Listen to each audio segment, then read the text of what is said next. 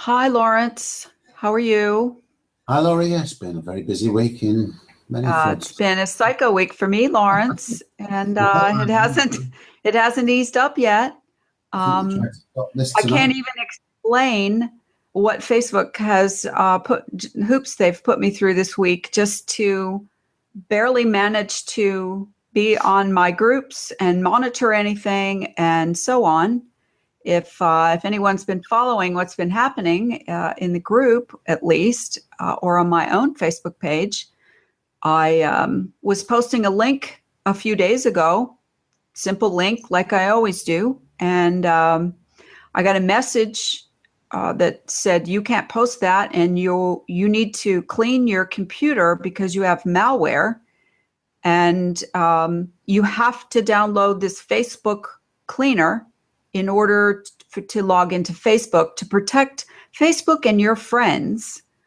And there was no way I could get into my account without downloading this software. Well, there was no way that I was going to do that on my main computer, my desktop that I use for Hangouts and all my personal stuff and everything else just to get on Facebook. And so Jimmy tried logging into his Facebook from my computer, and bingo, bango, it worked just fine. There was no malware, or they would have detected it in my computer with him logging into it.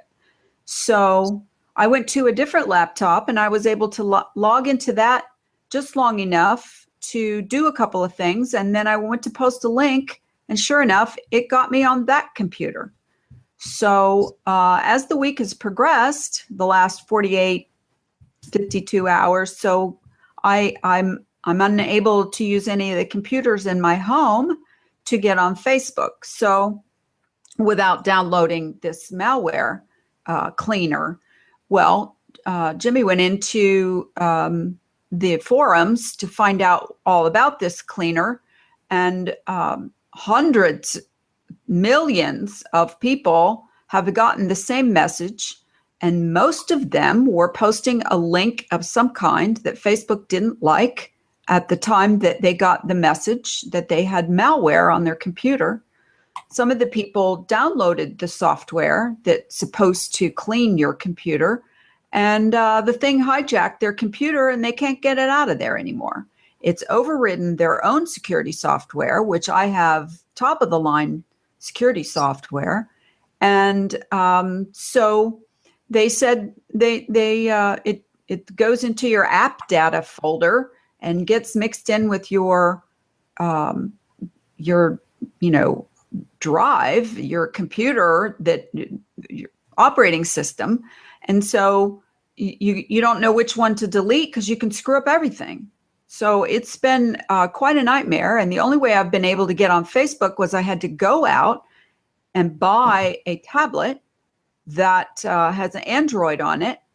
And I was able to log into my Facebook, but I can't transfer any of the data from my big computer to my Android without going through hours and hours of labor. I mean, it's actually like shut down truther. So people don't understand what I'm trying to express when I say, "Oh, I've been targeted by Facebook," because if Jimmy can log into my computer to his Facebook or anybody else, then there's nothing obviously wrong with my computer. So it's been pretty frazzling, and I'm not really sure. I know that I will never download that malware cleaner, whatever they want to call it, into my main computer, because then, what happens when I can't do Hangouts or whatever, because everyone in the forum says it slows their computer down to a crawl. And obviously I can't have that and do Hangouts or anything else. So just an FYI out there, folks, for if you see, if you're posting a link or something that Facebook doesn't like and you get a screen message that says your computer has malware in it, don't believe it until you check and do a malware cleaner and everything else and make sure that you don't have it, because this malware software that they want to download, or anti-malware software, does both things. It hijacks your security software, but it also obviously puts a Trojan horse into your operating system whereby whatever that is that they're going to do with it, track you more or whatever.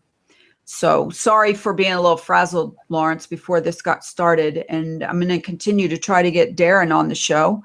But there you go. He's not got your email. If you give me the link, I will send it in my email to his email, because I think somebody's trying to shaft all your communication. You don't understand. I can't copy the link from this computer over to the other computer because I copied it onto a notepad and then literally typed it in, and it won't post the link. So I can't do it that way. I need to have Darren's email, and he needs to click the link in the email that he receives from the Hangout. He says he's not received an email from you. Okay. So I don't know if I didn't write down the email correctly, but if you will type it into the email to me or in Facebook, maybe we can try that. If you'll do that now. And he's obviously not able to type into his email to me either. You want the email again? Yeah, but I don't want you to say it over the air because that's not right. Oh, right, okay. So, you want me to send it again? Right, I'll copy it to you then. Yes, please. So, hi, folks. It's getting a little tough in the truth movement. More and more every day. People really don't understand how much tracking is going on and how easily they can.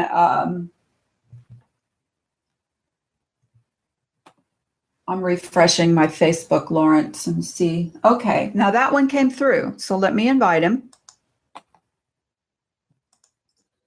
All right. Tell folks what you've been up to this week, and yeah, I've got some quite fill the void. But it's interesting for those who are interested in this sort of thing. But I'm sorry, Lawrence, but your voice is all crackly. So you actually may need to get out and come back in. All right, well, let's try that.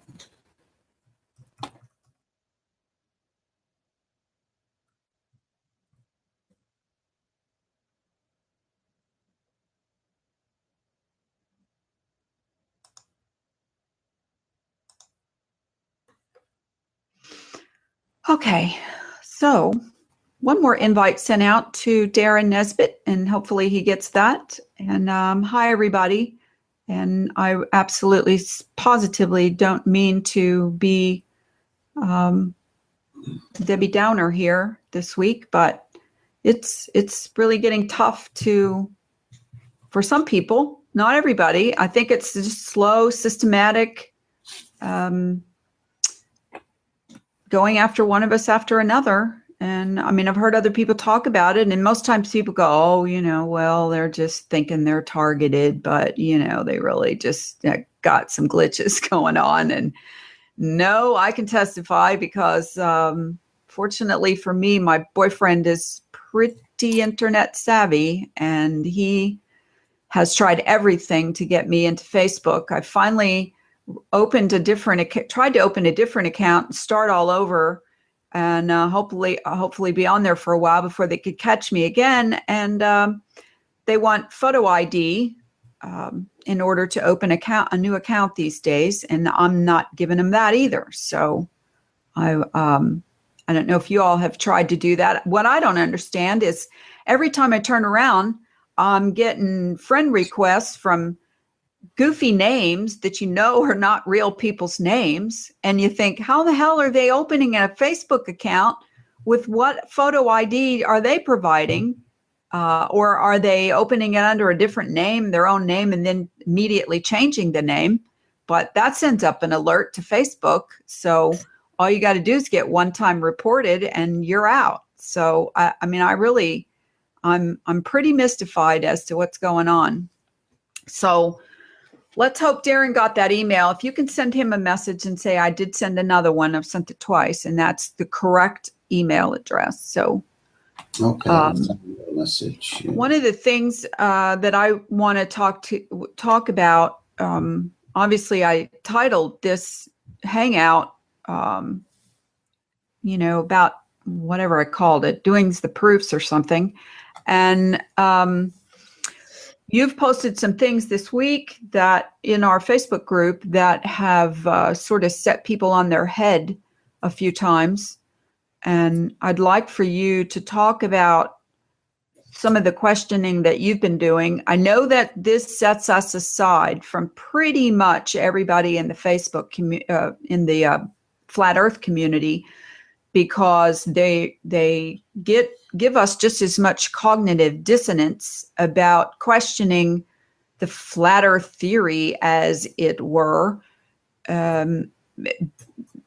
because they're already indoctrinated into a flat Earth theory that is not in any way proven true or been verified or anything. So you and I, but you more than anybody that I know, has been questioning what we've been told, not only from a anti-globe perspective, but also checking the math in the flat Earth, so to speak.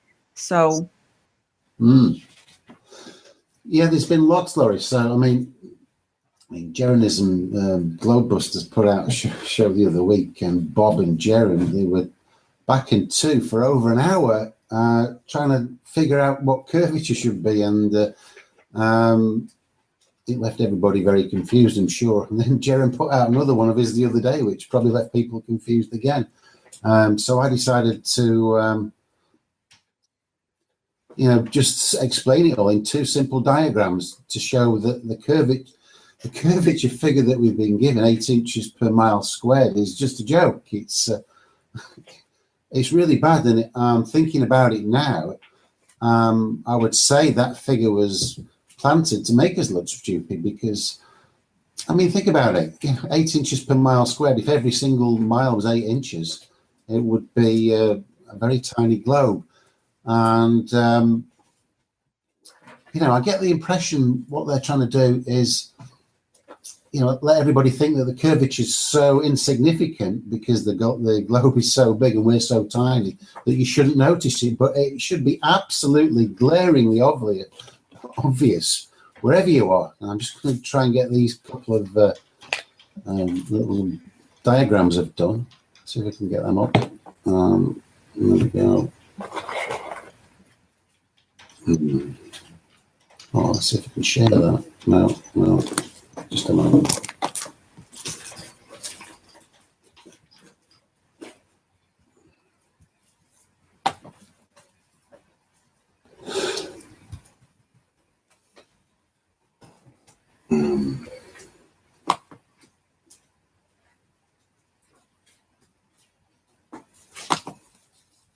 All right. So Darren says that he's not receiving the emails. So he says he doesn't. All right. Says he doesn't get it. So I don't know. I'm trying to look at two different computers here.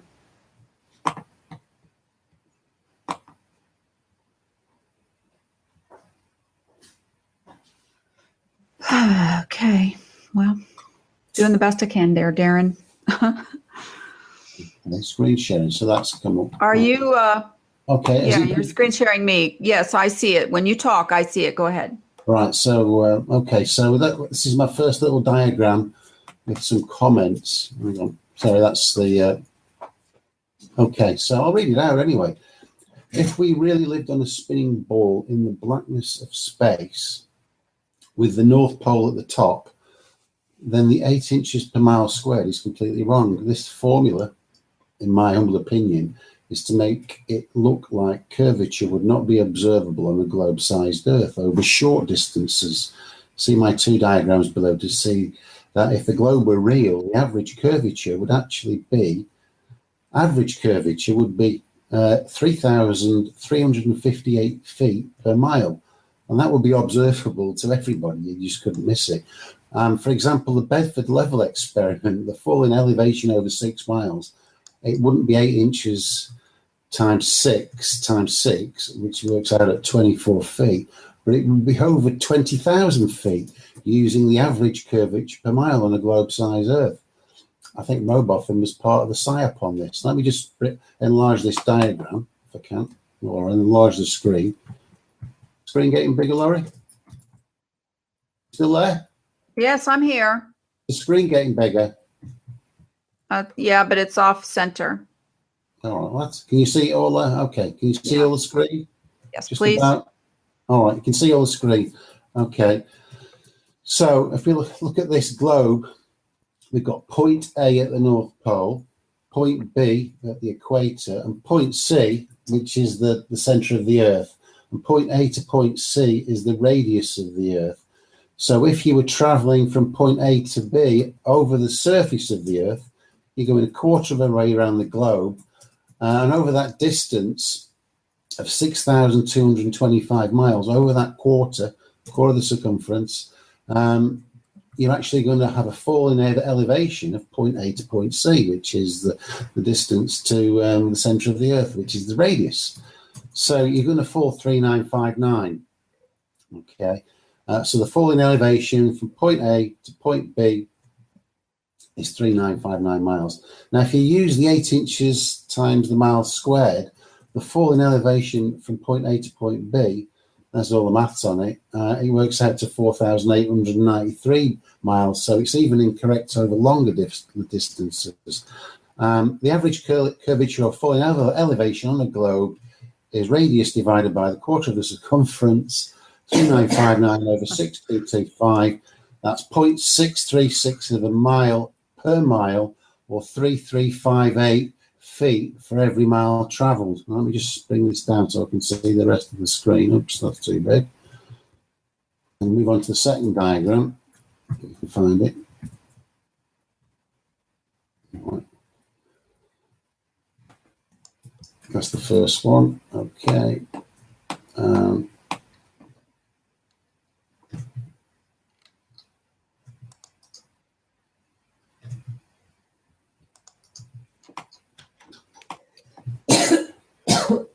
It's going to be in the comments on there, isn't it? I have to get into it.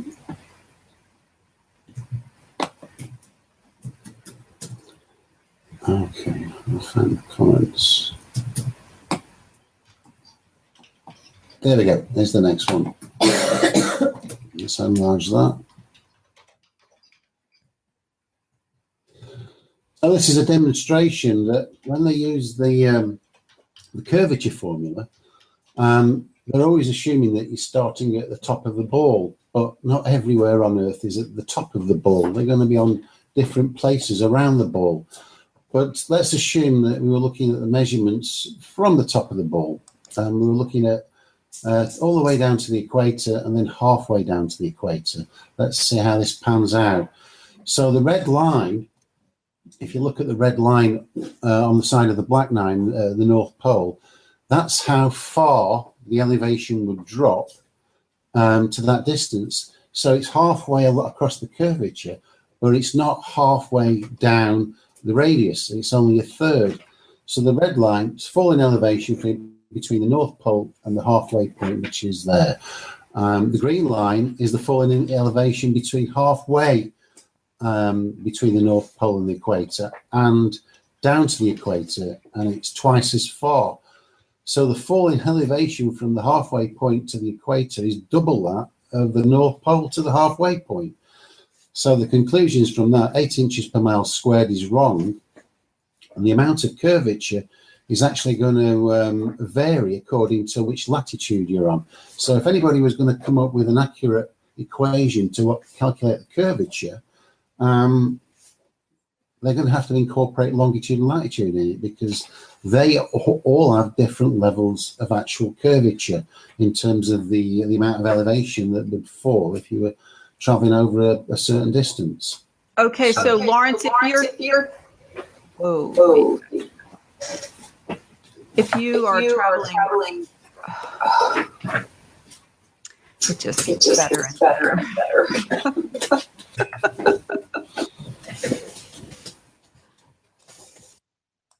I can't even mute your mic. It's amazing. Okay. Just for temporary for a second. If, well, now your mic's back. Okay. Well, now I'm not feeding back. If you're traveling over water or you're measuring over water, would that elevation thing come into play? Does the 8 inches, miles squared times 8 inches work then anywhere on water?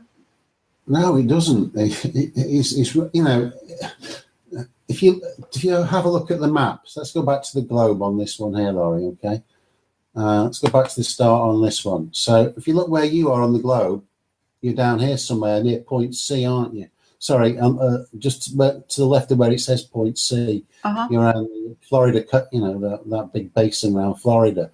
So if you were looking, if you're actually on the globe there, then the amount of curvature is nearly a mile for every mile traveled. You know, because you yourself, if that's how the globe was, you'd be sticking out at 90 degrees, wouldn't you? Nearly.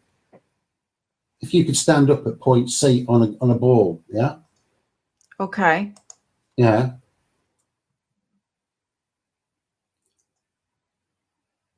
I'm still kind of trying to wrap my mind around that. If you're looking over the water, you know, right where you are, you know, you should be looking over an abyss. You know, the fall is not it's like a buddy looking over a cliff. You know, you won't be able to stand up anyway. This is how preposterous the whole curvature thing is. You know, but they've got you looking for 8 inches a mile squared and some gentle curvature over long distances, but it's going to be savage curvature from the very go. The only place you would only get this 8 inches per mile squared anywhere is on the very top at the North Pole. It doesn't apply anywhere else because the more you move away from the North Pole, the more severe the curvature gets, you know. So you look at the top and it is almost level, right? Obviously right at the top. And as you move down, it gets steeper and steeper till you get near where you are on the globe, you know, and you're falling off a cliff. That's, you know, if that's the Earth that they're telling it as, and you're applying curvature equations to it, you have to take it as the Earth is. It's a big ball hanging in the blackness of space, and you're going to be somewhere, you know, you can't say everywhere is up. So if you are going to do Florida and do some curvature there over the ocean, you wouldn't tip the globe up so it was at the North Pole and then begin your calculation, would you? You'd take it from where it was. Okay. Are you with me? I'm trying. I'm also trying at the same time to wrap my mind around that and try to get a separate email to Darren to come right. to the thing. Well, if you held a globe in your hands, yeah, and then you look for where you live in Florida, in Sarasota, yeah, you're going to be holding a globe in my hand and where I live, pointing at it. Okay. So, all right. So you're going to be, you know, so where you live is about 2/3 the distance between the North Pole and the equator, isn't it? Or thereabouts. Yeah, pretty close. Yeah. So if you were actually looking visibly at that globe and you had to stand up there, a miniature version of you, you would be sticking out and getting on for 90 degrees. It's about 75 degrees you'd be sticking out. Okay. Yeah. So you go to the ocean and you're going to be looking out at the ocean, which is also sticking down at 75 degrees. So you're going to be falling off a cliff. If the ball Earth is what they tell you, you know, a ball in space, everywhere can't be up. No, but of course, Lawrence, they're saying, you know, that it's so big that you can't apply flat Earth principles to a globe. You know, you can't say, but that's what they do curvature, but pretend it's flat. You've got to do curvature and pretend it is a ball. You can't pretend it's flat because then it becomes a nonsense. You know. Well, isn't the spherical trigonometry based on a globe, this 25,000 miles in circumference at the equator?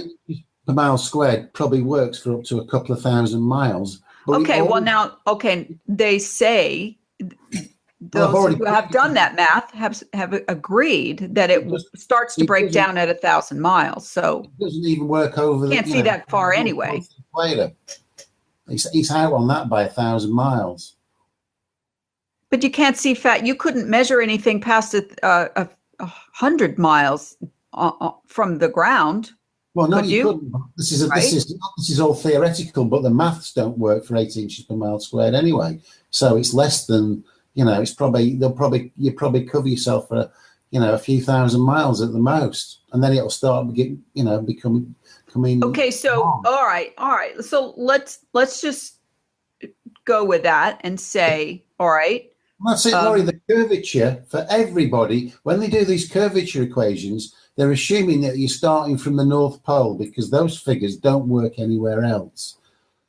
Right. Okay. Yeah. So the curvature, if you're going to do curvature figures, if you're going to do the Bedford level experiment, which is down at latitude of 50 something, yeah, then you're going to have to assume that you were, where it is on the globe. And base it on that and the average. Okay, so how far off is it, Lawrence? Off what?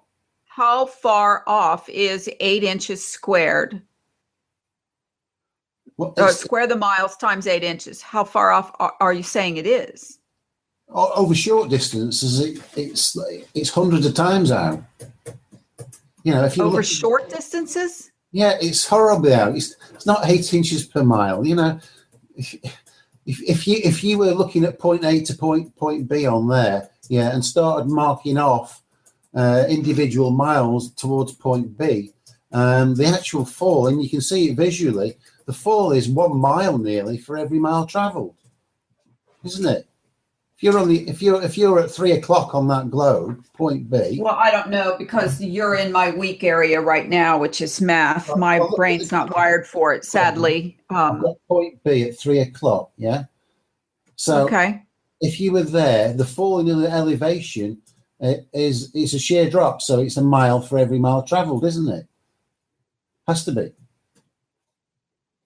Mile for every mile traveled. Skyscraper that was a mile high. Oh, you're saying because it's 24,000 miles in circumference, the globe. It is, supposedly. Yeah, 24,901 or whatever. Yeah. Okay. So if you were at the equator, yeah, you will be standing out at exactly 90 degrees to the Earth, and you'd need some special Spider-Man boots to be able to stand up, wouldn't you? And so the curvature there is going to be a mile per mile squared. Sorry, a mile for every mile travelled. And where you are in Florida, the curvature there is something like 3/4 of a mile for every mile travelled. And in Britain, it's getting on for 1/2 mile for every mile travelled. These are really steep curves, but if you look at the angles at the various angles, if you drew lines that were flush with the globe for as far as possible, then you're going to be seeing at angles of 45 degrees or more once you get halfway between point A and point B. Okay. And so the curvature, there, once it gets beyond 45 degrees, the curvature there is going to be, it's got to be more than 1/2 mile for every mile travelled. All right. So where does this put us with these curvature experiments? You've got all these people doing all these stuff saying about the Chicago skyline and Hawaii and, landmarks and lighthouses, but their figures are completely wrong. Okay, so have you tried to do any figures to compare for anyone to debunk like you've done in other experiments? Yeah, so we robot them on the Bedford level over 6 miles. Robot them saying it should be 24 feet. The fall in elevation. The fall in elevation is not 24; it's 20,000 feet. Which is like nearly 1,000 times as much. It's rubbish. All right, we're going to have to come back to that because I'm really trying to digest it, but the globe isn't that small. How do you mean it isn't that small?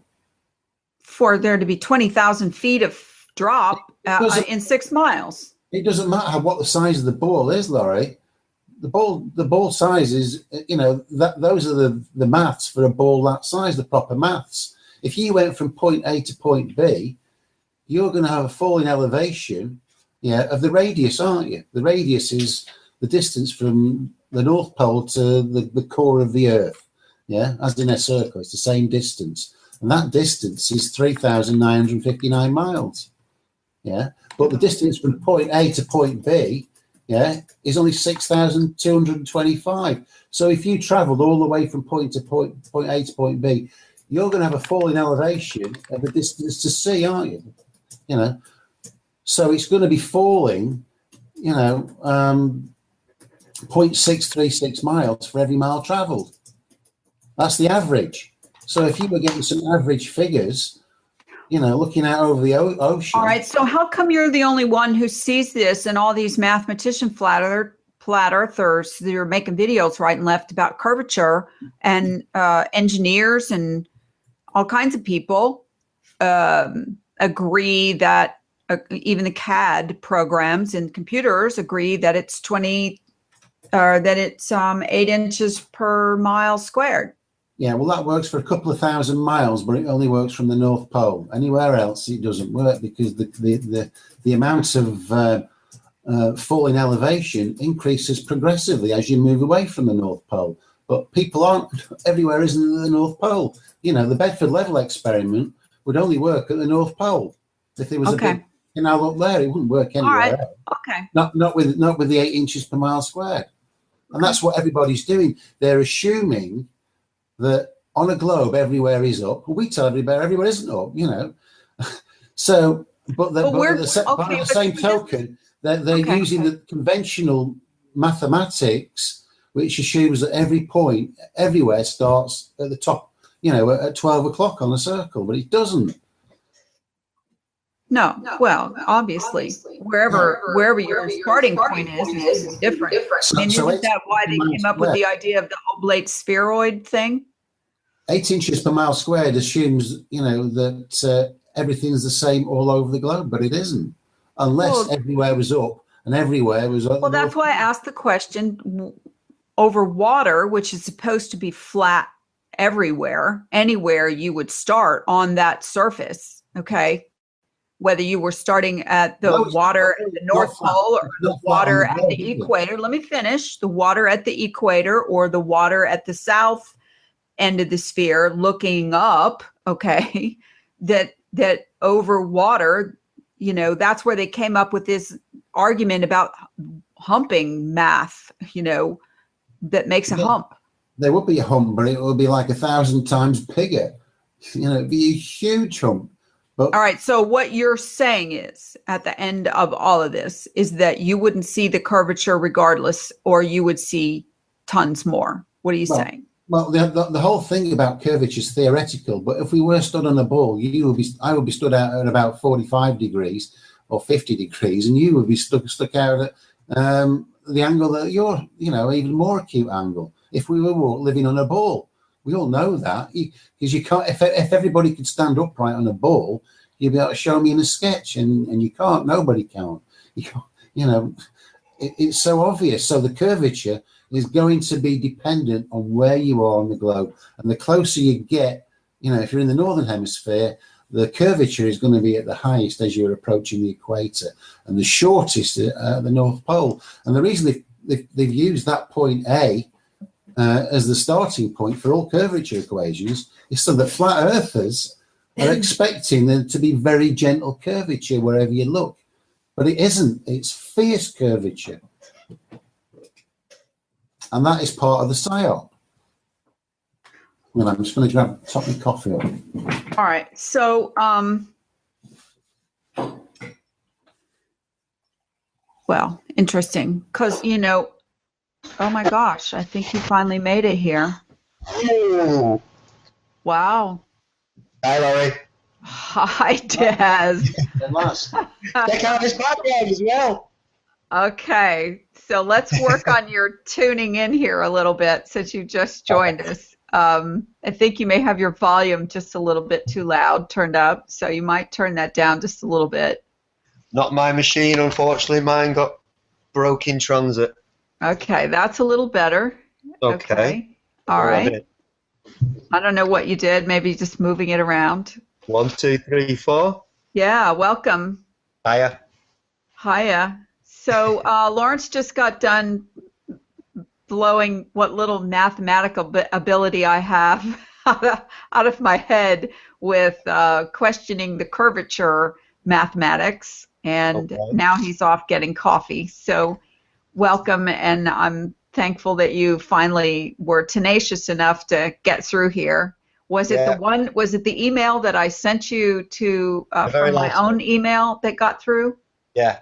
Okay, figures. That was, Laurie, I've got to say that was very weird. You kept asking me for my email. I kept typing my email, and you kept asking for my email again. I've got the other Darren Nesbitt here as well. I actually put down to see him, and I'm showing him conversation just to make sure I've not gone, doolally. No, listen, it's not you, it's me. I've been trying to explain to everyone this week that I got targeted by Facebook, and they've targeted my account, and I am unwilling to download this malware stuff. The beginning of the show, I talked about it, and you weren't there. Maybe you were hearing it from some other place, but in the meantime, I went out and bought a tablet just so I could go in and deal with my groups and my pages and everything else on Facebook. I could care less if I never make another post or post another meme or anything again ever. But I do have people relying on me to monitor and manage these pages and groups. Yeah. And but as much trouble as I'm having, as you can see, I haven't downloaded that malware cleaner onto my computer that I'm using right now, that I'm looking through, because I'm scared to death that it's going to do what it's done to everybody else who did it. They're taking over basically 1 million computers so far with this anti-malware cleaner that is, what is it, Kaspersky anti-malware stuff. Well, so imagine trying to copy a link that's on one computer over to another computer. You can't. Right. So you have to put it in a notepad, and then you'd have to type it, and you get one character wrong. Yeah. I mean, it's truly been horrific this week trying to deal with this. So I don't know what the future holds with regards to, I'm going to continue to do Hangouts and do this show no matter what. But maybe I'm going to have to give the groups up to somebody else to monitor and hope that, they get it the same way I do, and enough of that. Well, I was thinking on that. We're almost lone, quiet voices, even in the biblical flat Earth truth groups. You're still kind of fighting against the AE circle map and just saying, look, it's not biblical. If it's not a biblical group, if you're looking for, on actual observable evidence, what we call experimental science,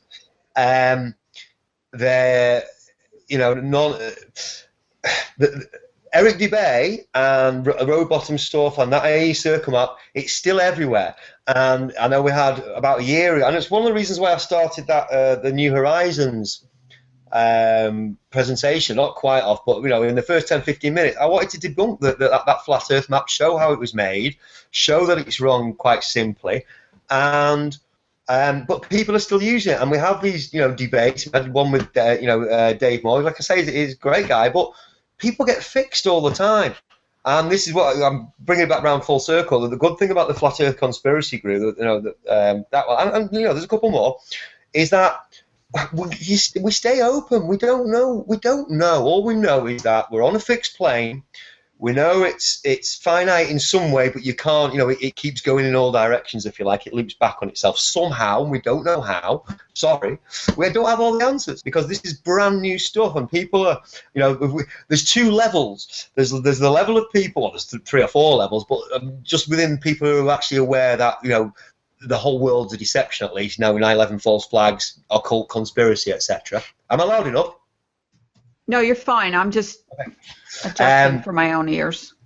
So those people, and they're quickly coming over to Flat Earth. I mean, it's still, I thought it would have kind of tailed off by now. And this might be why, you've got Neil deGrasse Tyson and Obama's mentioned it again and all the rest of it, because it's growing and it's growing. It seems to be going faster and faster. But well, but Darren, wait, think of this. Oh. I got a message from somebody a couple of days ago through my YouTube channel, and they said, ho hum, this is like the 4th time in my lifetime the guy's saying in his own lifetime. This is like the 4th time in my lifetime that this flat earth thing has come around again.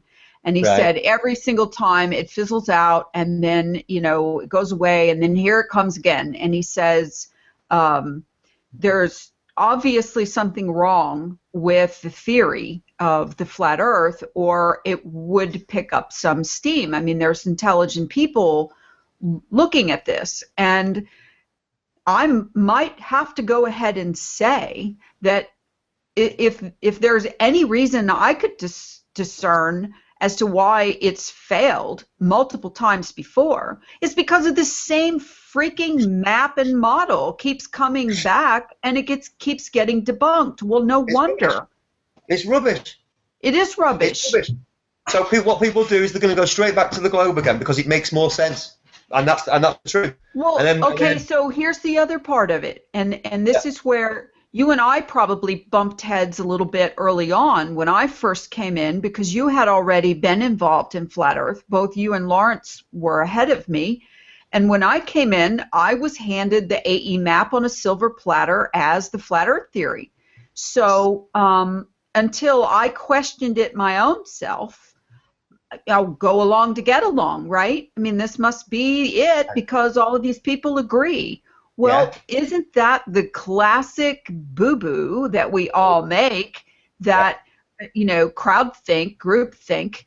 And so when I started questioning it, and then, you know, I kind of bumped heads with Lawrence questioning it a little bit, and then as he sort of explained the things that he was looking at, and then I started to come back to you and reading a little bit more about what you had said, because up until then, I was just like, yeah. You know, these guys that have been doing this a while, they've been in it too long. They go off on these rabbit trails, and they just sort of can't. They get bored with the AE map. Well, understandably so. Now that I've investigated it for myself, because it's not only is boring, because it's just too simple to even be workable. Okay, but the observable facts don't add up. So go ahead. I was just going to say, I just want to say massive props to YouTubers, Cesar and Free Energy, who were the first guys. You know, I didn't test the AE map. I didn't test it. We didn't test it. All we knew was, because there was a lot of truth, it's the debunking of the globe, of the spinning globe, is what captures us. It's what brings us in. That's what pricks our ears up, because it becomes obvious to anybody that looks at this stuff that we're not on a spinning globe, that NASA are lying, that there's CGI, that I mean, that stuff is clearly debunkable, you know, what have you. But what they do is then, exactly as you just said, they tie that in with, okay, what's the alternative model? It's this AE circle model, and the sun goes round and round. And people are like, that just doesn't make sense. And where's the edge and all the rest of it? So it you know, well, I don't know what the solution is, because we can't prove. Sorry. I'm sorry. Over all these times that this thing's come back again, all of these ad hoc reverse engineered theories have been added to it to make it more workable. The ice ring and the dome and the, you know, the mythology of Antarctica and bird and all of these things. You can't go to Antarctica, you'll be shot right out of the water. What 80,000 miles of coastline they're protecting? Are you kidding me, of your ice ring? So until you start to question one thing, then you're not going to question everything. And that is an absolute opposite of the mindset of coming into the flat earth movement as a critical thinker. Critical thinker means question everything, and not just everything, like everything, okay? Even the things that other people tell you. So when you questioned the AE map, did you feel alone in that, or did you catch on to it because other people were doing it? Like I say, I watched Cesar and Free Energy. I mean, there's a video called Flat Earth Lies, and somebody posted it on one of the groups, and maybe a year, even 18 months, you know, a little while ago. And I watched, and like everybody else, I mean, he did the video brilliant, because he said, "Listen, I'm a flat earther. I realise the Earth is a fixed plane, but you are being lied to." I was like, really? And your natural, it doesn't matter. He said that, he opened with that very, very cleverly. And then he went through some of the evidence showing that, look, there is Antarctic 24-hour sun, that, you know, all these proofs that the AE map, it doesn't work, that, and all the rest of it. But my natural, you know, our natural reaction to that, response to that, is to go, no, don't take my flat Earth away. It's not a ball. It's not a ball. It's the classic truth plus lies maneuver. David Icke will tell you all day long about the paedophiles in the royal family and 9/11 and the occult symbolism, but he'll mix it up with all the new age and reptilians and aliens and blah blah blah blah blah. Yeah, drag them in. And a lot of people, when I had a David Icke realization, you know, it wasn't a very long thing with David Icke, but again, when I did, people, you know, would follow him as a guru. Everything he says is right. You know, they'll swallow the whole lot instead of taking the bits that they tested and fit in with you know, their logic or their observances. Huge resistance, lots of, you know, unfriend you, you know, you don't, you know, and all the rest of it. You have to, for a lot of people, it's got to be all or nothing. Whereas I've read Rowbottom's book. There's a Static Astronomy book. I've read Terra Firma, which I think is a better book by David Wardwell Scott. And then there's the 100 Proofs one by I can't remember the other guy. I haven't fully read that, but obviously it's been recreated. These have all been recreated.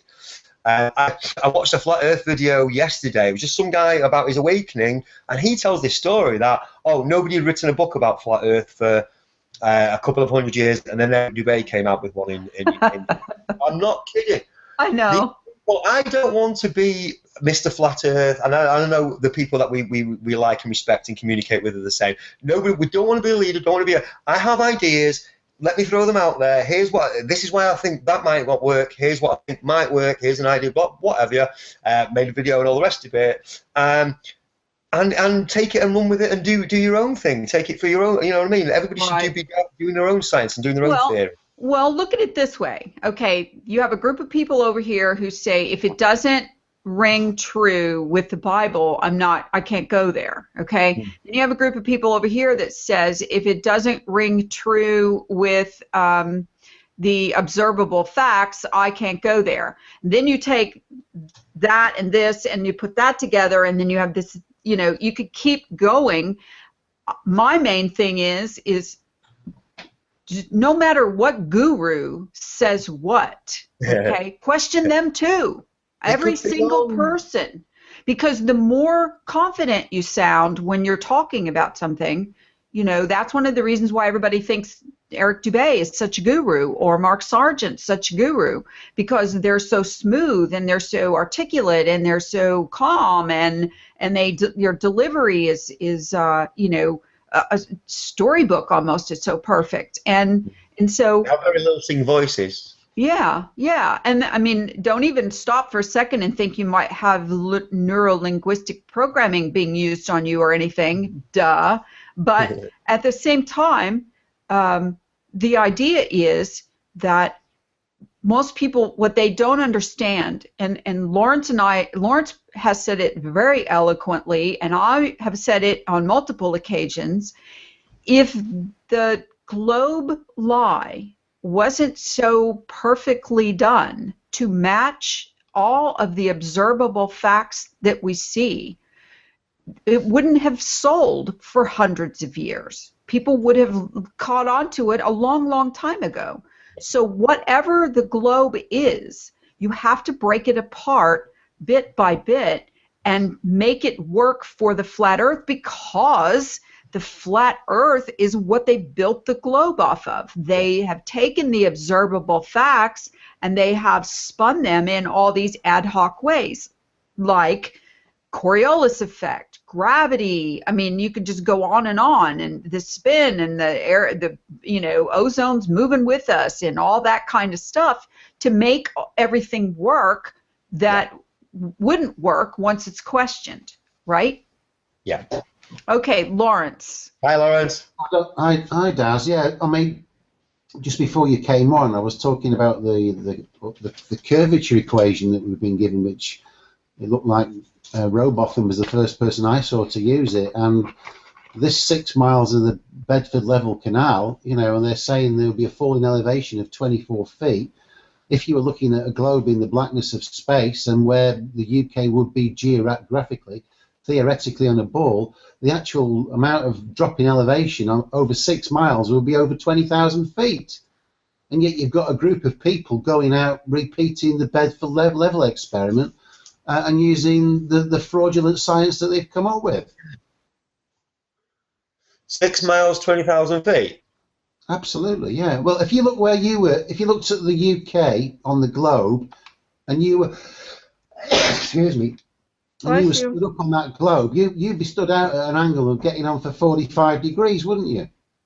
Yeah, and so if you were looking down a canal, the canal would be a bloody 1 in 2. And that's how it would be in reality. So what they've done with flat Earth, with the curvature figures, they've assumed that everywhere on Earth is before you make the calculation, they move everywhere on Earth, tilt the ball up to the North Pole, where the absolute minimum curvature is, to mislead people into thinking that there isn't a lot of curvature on the Earth, when in fact it will be very savage and fierce wherever you are, apart from the North Pole. Well, the North Pole plus 23.4038 degrees, isn't it? Because it's tilted, allegedly. I tell you what's funny about going back to what Laurie said about how they've matched up the globe. How they've matched up whatever the flat Earth is to this, the globe model perfectly. That they say the tilt, and I know we use 23.4, but if you actually delve down, there's at least 4 decimal places to it. If you look up the tilt of the Earth to 4 decimal places, I don't know if you've got Google there now, you'll see it, and the numbers are correct, but I don't know if they're in the right order, but 23.4038 or 308 is the supposed exact tilt of the Earth. At the same time, look up the degree latitude of the Tropic of Cancer or the Tropic of Capricorn, and it is exactly the same, 23.4038 degrees. Well, that's convenient. Yeah, okay, well, Lawrence, it's the case of how perfectly they have, exactly as you said, how perfectly they have whatever the flat plane is, and however it works, and all the, we know the sun travels between the Tropic of Cancer and the Tropic of Capricorn. It never goes north of the Tropic of Cancer. It never goes south of the Tropic of Capricorn. Right. And on 2 days of the year, it's exactly over the equator. There are certain things that we know that A, disprove the AE circle map, and B, that you can take. It's funny because the astronomy video I did, some of the comments were, you've just taken what our observable astronomy is and put it onto a flat Earth. And the answer to that is, yes, I know, because that's the observable astronomy, and every time I wake up and go outside or stand up, the Earth's not moving. So we're on a fixed plane, but the stars, the observations of the stars and the sun and the moon and the planets are the same no matter whether you think you're on a globe or a flat plane. The observations are the same.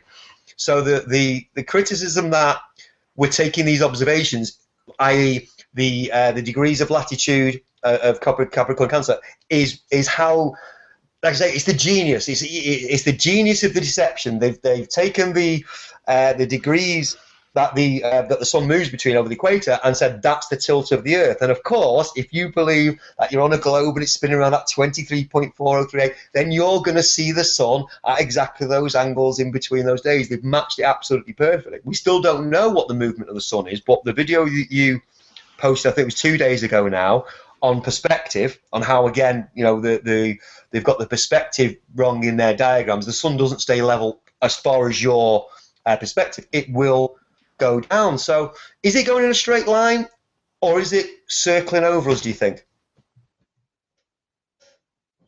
Anybody? Well, in my opinion, from the other part that we got sort of into this week was that there are people reporting that they see the sun rise from the northeast and set in the northwest, and they are higher than the Tropic of Cancer.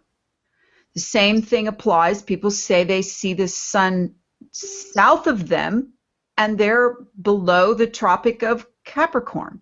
How can that be if the sun is traveling in that circle on the AE map? Okay, and of course their first response is it's reflecting off the dome. It's reflecting off the dome. Well, I mean, But those are observations. There's no way you can call those people liars and say, no, the sun's not possibly rising north of you if you live in Alaska, because you're Right. north of the Tropic of Cancer. And we all know that the sun doesn't go any further north than the Tropic of Cancer. So obviously we're dealing with some perspective here, aren't we? maybe it's the Mandela effect. Maybe. Sorry, I couldn't resist. I'm only kidding. Okay, I don't blame you for, because we don't know what people saw 1,000 years ago or several thousand years ago who lived north of the Tropic of Cancer or south of the Tropic of Capricorn. We don't know because. No. I mean, Ptolemy wrote, obviously, the Ptolemy's Almagest for 1,400 years, by which they were able to predict all the positions of the sun and the moon and the inner planets that they knew about at the time, and be able to predict solar eclipses for 1,400 years. You know, but apparently these are mathematical. You know, obviously you can work them out. You can work out the equations from the observations. I think there's a perfect timepiece in the sky, and there is a complete natural order to it. I mean, we know what we know what that is, but we still don't know how it's up there, do we? Well, we don't know what the formula is because that's one of those secrets we don't speak of, being hidden by those who keep the secrets. But there, people have, at least you can get them to question, well, if we're spinning and vortexing through the, universe, thousands and tens of thousands of miles an hour and spinning and vortexing, how in the heck can they tell me when there's going to be an eclipse 1,400 years from now? Okay. All right. Yeah. So there's that they can, because we're sitting on a fixed plane, and they can because there is a formula somehow that's been written down over the ages. It's being, used as a mathematical equation. I'm not smart enough to break down that mathematical equation, but it has to be there. Otherwise, they wouldn't be able to predict it, would they? Down to the minute almost, and where it's going to happen in the sky and who's going to see it and who's not. I mean, they know this. So, in my opinion, that's certainly a much more easily explained on a flat, fixed Earth than it is on that spinning and vortexing thing. Yeah. Yeah. 100%. Okay.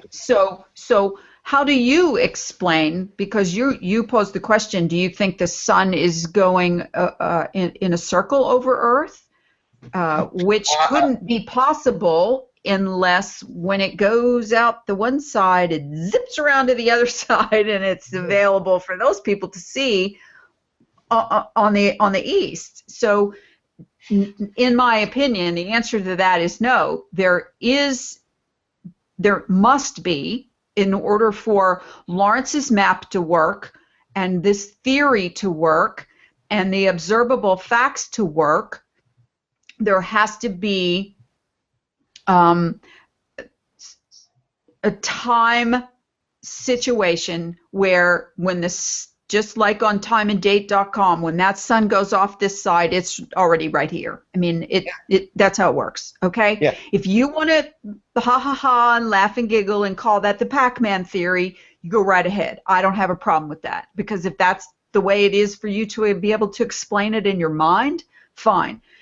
But just remember, a year or so ago, you believed in black holes and quarks and distant planets and galaxies and in space travel and all that other stuff. You believed that with your whole being because that's what you were taught.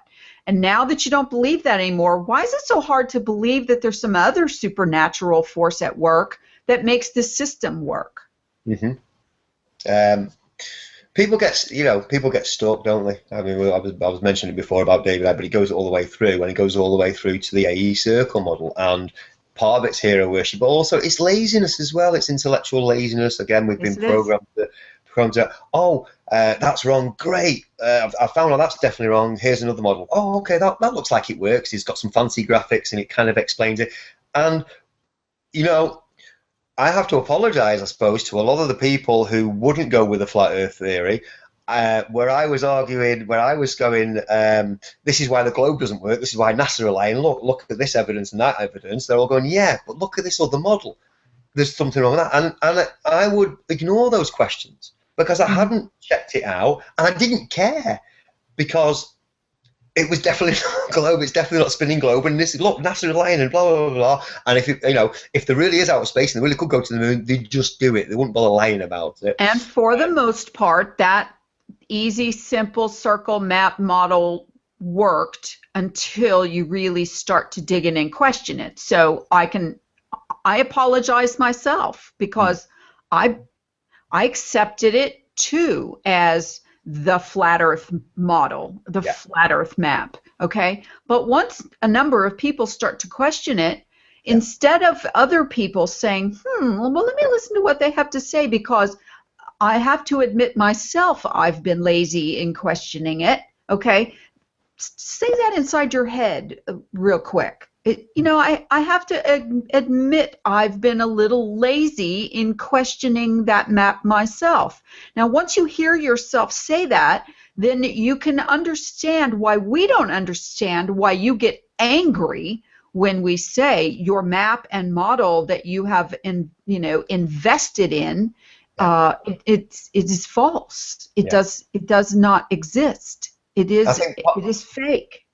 Part of that is people are scared to then go again. They think you're throwing the baby out with the bathwater, which well, you're not though. You don't. I mean, you're not. Exactly. We always say, it's like I say, the Flat Earth Lies video was very, very well because he put that at the start. He said, look, we believe we're on a fixed plane, we're on a flat Earth, but here's why that model is wrong. So it's part of the intellectual laziness, but the other part is, hang on a minute, if that's wrong, does that mean the Earth's not flat and I have to... No, one has nothing to do with the other. Exactly. Nothing. Exactly. I mean, it's like being a little child and going on an Easter egg hunt. And you have your basket and your little Easter clothes on and you're so excited and they go, bang, here goes time, go find some eggs, right? And you run out there and you find one egg and you put it in your basket and you go, I'm done. Yay, what a fun Easter egg hunt, okay? Well, what the hell did you even need a basket for? You can hold one egg in your hand, right? Okay? Yeah. You need to be going out and collecting as many theories and as much information as you possibly can. And, you don't have to be the sharpest tool in the shed. You just have to use your common sense. And when someone shows you why something doesn't work, instead of arguing and pushing back, say, I don't understand. Could you explain that a little differently? Or could you draw me a picture? Or could you, make a video? Or could you whatever? Me, you, Lawrence, we don't have the capacity really to make a bunch of flat earth videos to debunk all of the millions now probably of flat earth videos that are wrong. Yeah. All we can do is explain why if people want to know. And I do ask questions. I was asking one today. Like I say, it was a biblical flat earth group, and there are several. And again, Christians who don't believe flat earth at all will ignore every single thing in the Bible, every single verse in the Bible that says it's on pillars, it's in foundations, it's got edges. There's nowhere it says it's a sphere. There's nowhere it says it's going around the sun, etc., etc., etc. They will ignore all those verses.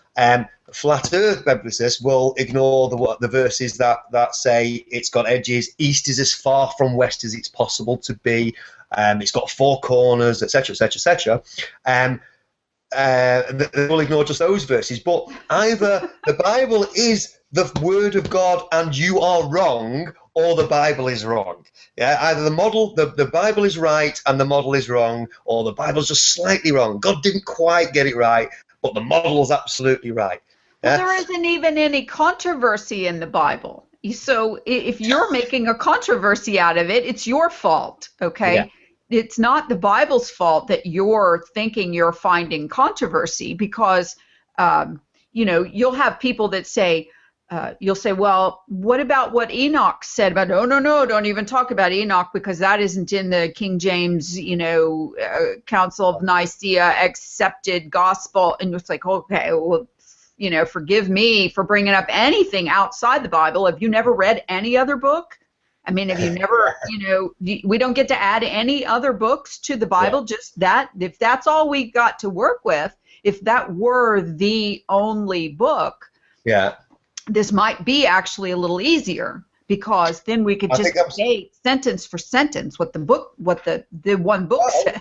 We would, well, I think we would do, but it's not all that clear, all of it, is it? Some of it's very deep, it's very rich, it's very, it's like, especially because, we're programmed in a world which tells us that it's all, to be simple as well. But the one thing I wanted to say was, with the non-canonical books, because I'm somewhere in the middle of some kind of compromise, with the like Enoch, I will take what Enoch says, because obviously the Bible isn't the only book, and it wasn't meant to be the only book. I will take what Enoch says if it matches what the Bible says. I will take what the Encyclopedia Britannica says, even though I know most of it's obviously programming and lies, if it matches what the Bible says. So it's a basis for truth.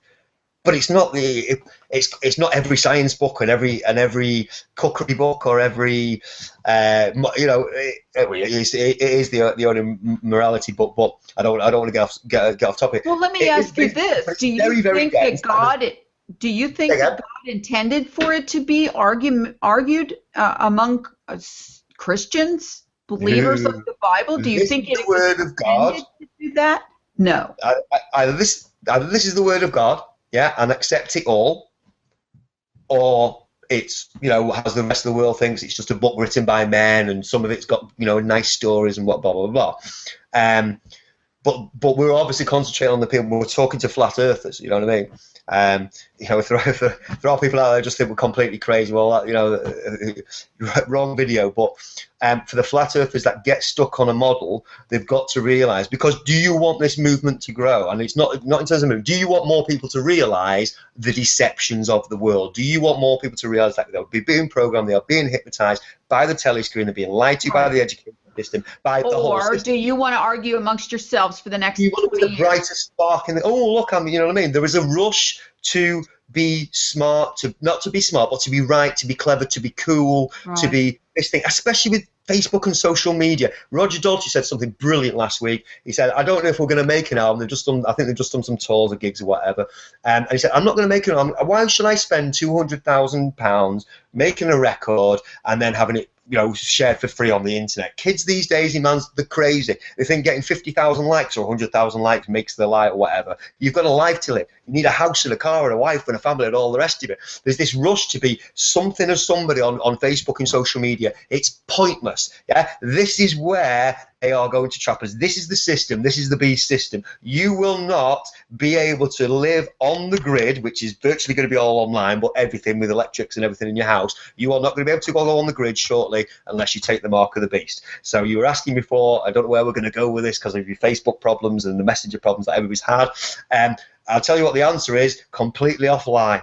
Because listen, this situation this week has, I think we all have a little bit of different opinion on what the mark of the beast means. Okay.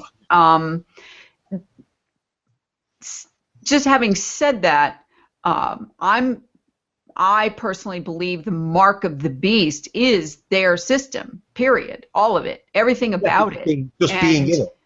And so this week has been really an awakening. Did I want to go out and spend money to buy this pad so that I can get on Facebook from my own home without having to go to some other computer somewhere and try to log into my account and then have it tell me that you need to have identification? Oh, and once we get that identification from you, we'll destroy it. We just need to verify. All of these kinds of things. The same thing with paying. Everybody pays bills online. What would happen if you couldn't get online and your bill didn't get paid? And then they shut your power off or they shut your water off or whatever. we're damned if we do and we're damned if we don't. We so far have been utilizing their system to try to beat them at their own game by using Facebook and social media and YouTube and websites and every other kind of thing. But this week has told me that I need to concentrate my efforts off, as much offline as possible, but more so off controlled social media, and that means on my own website. So I will be focusing on doing some writing. One of my most favorite and least favorite things, because I can't type very well, but I do have voice recognition software that types for me. Thank you, goodness.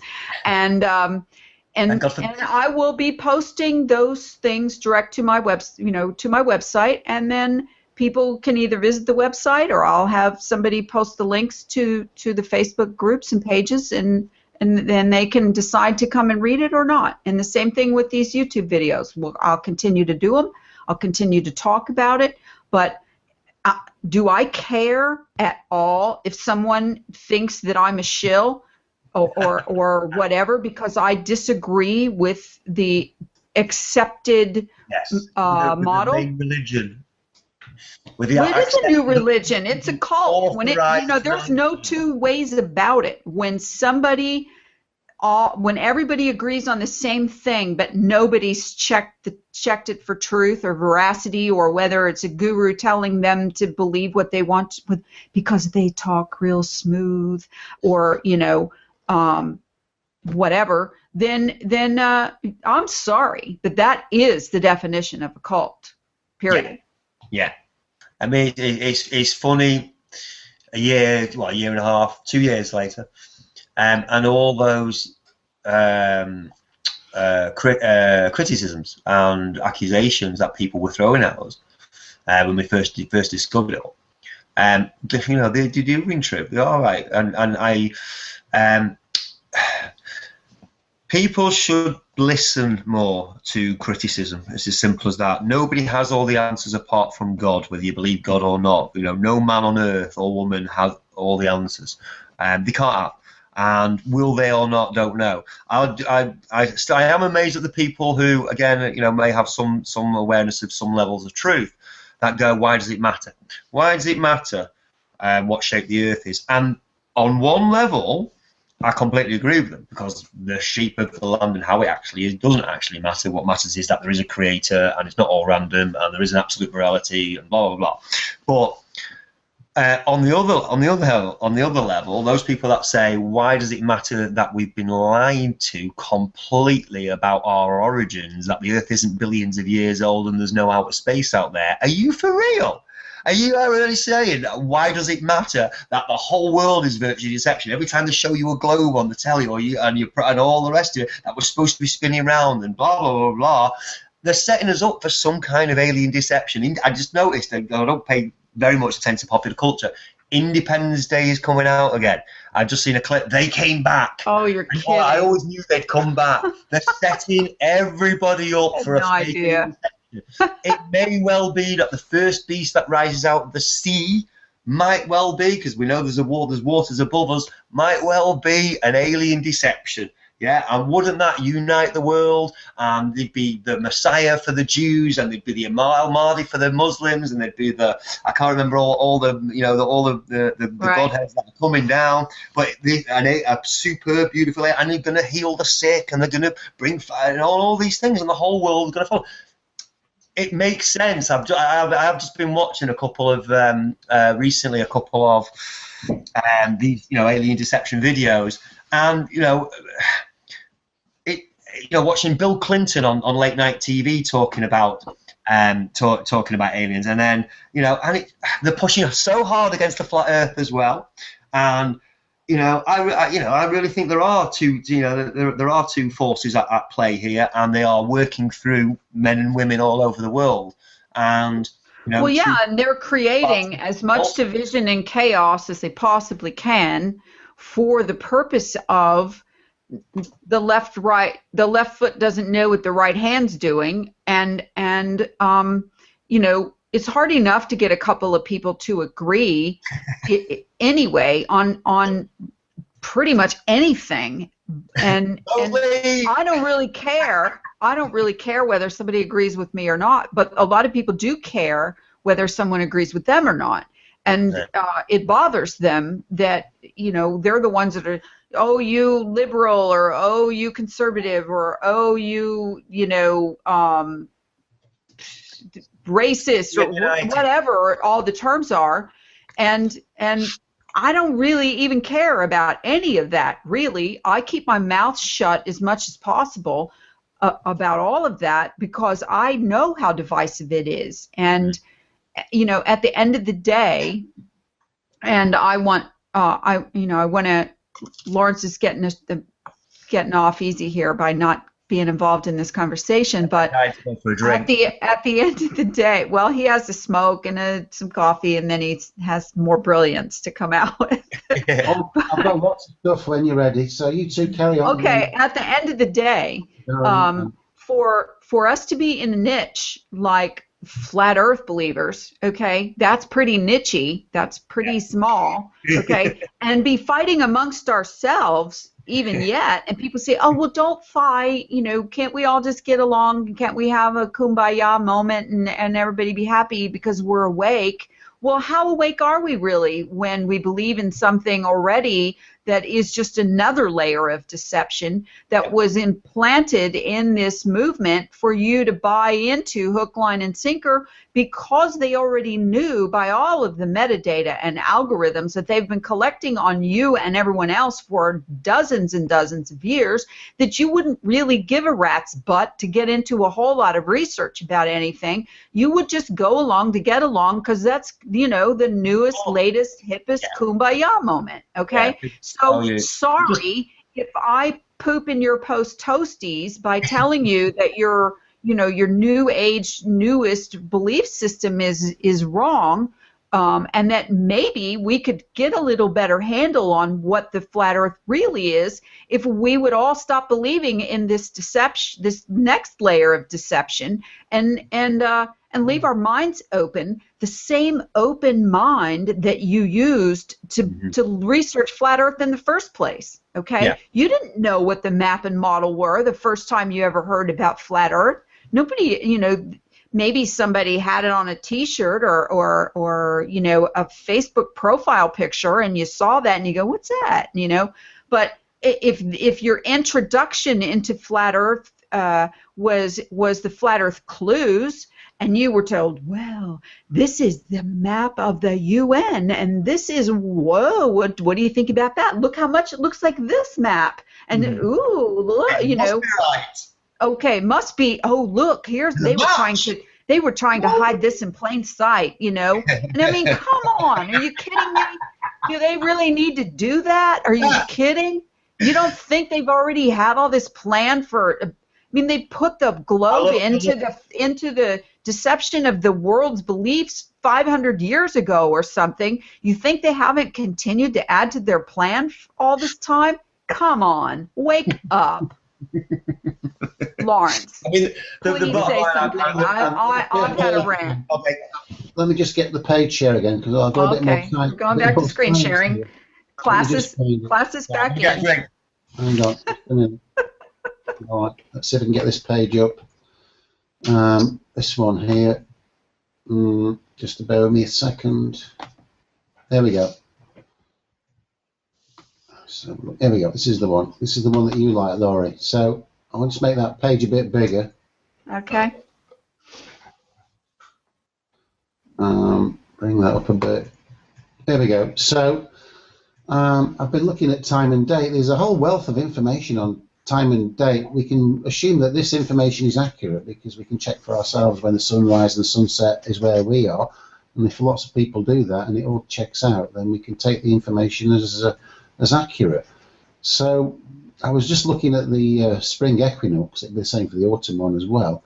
In terms of the the mirror image, everywhere to within a few degrees is actually seeing the sun rise in the east and set in the west. So you've got Nairobi, which is just off the equator, sunrise 90, sunset 271. So 90 degrees Before you go too far, please Dead east. explain, Lawrence, what 90 and 271 is for those who do not understand. All right, if you looked at a clock face, yeah, then 3 o'clock is 90. It's due east, yeah. 90 degrees is due east. Based on what, Lawrence?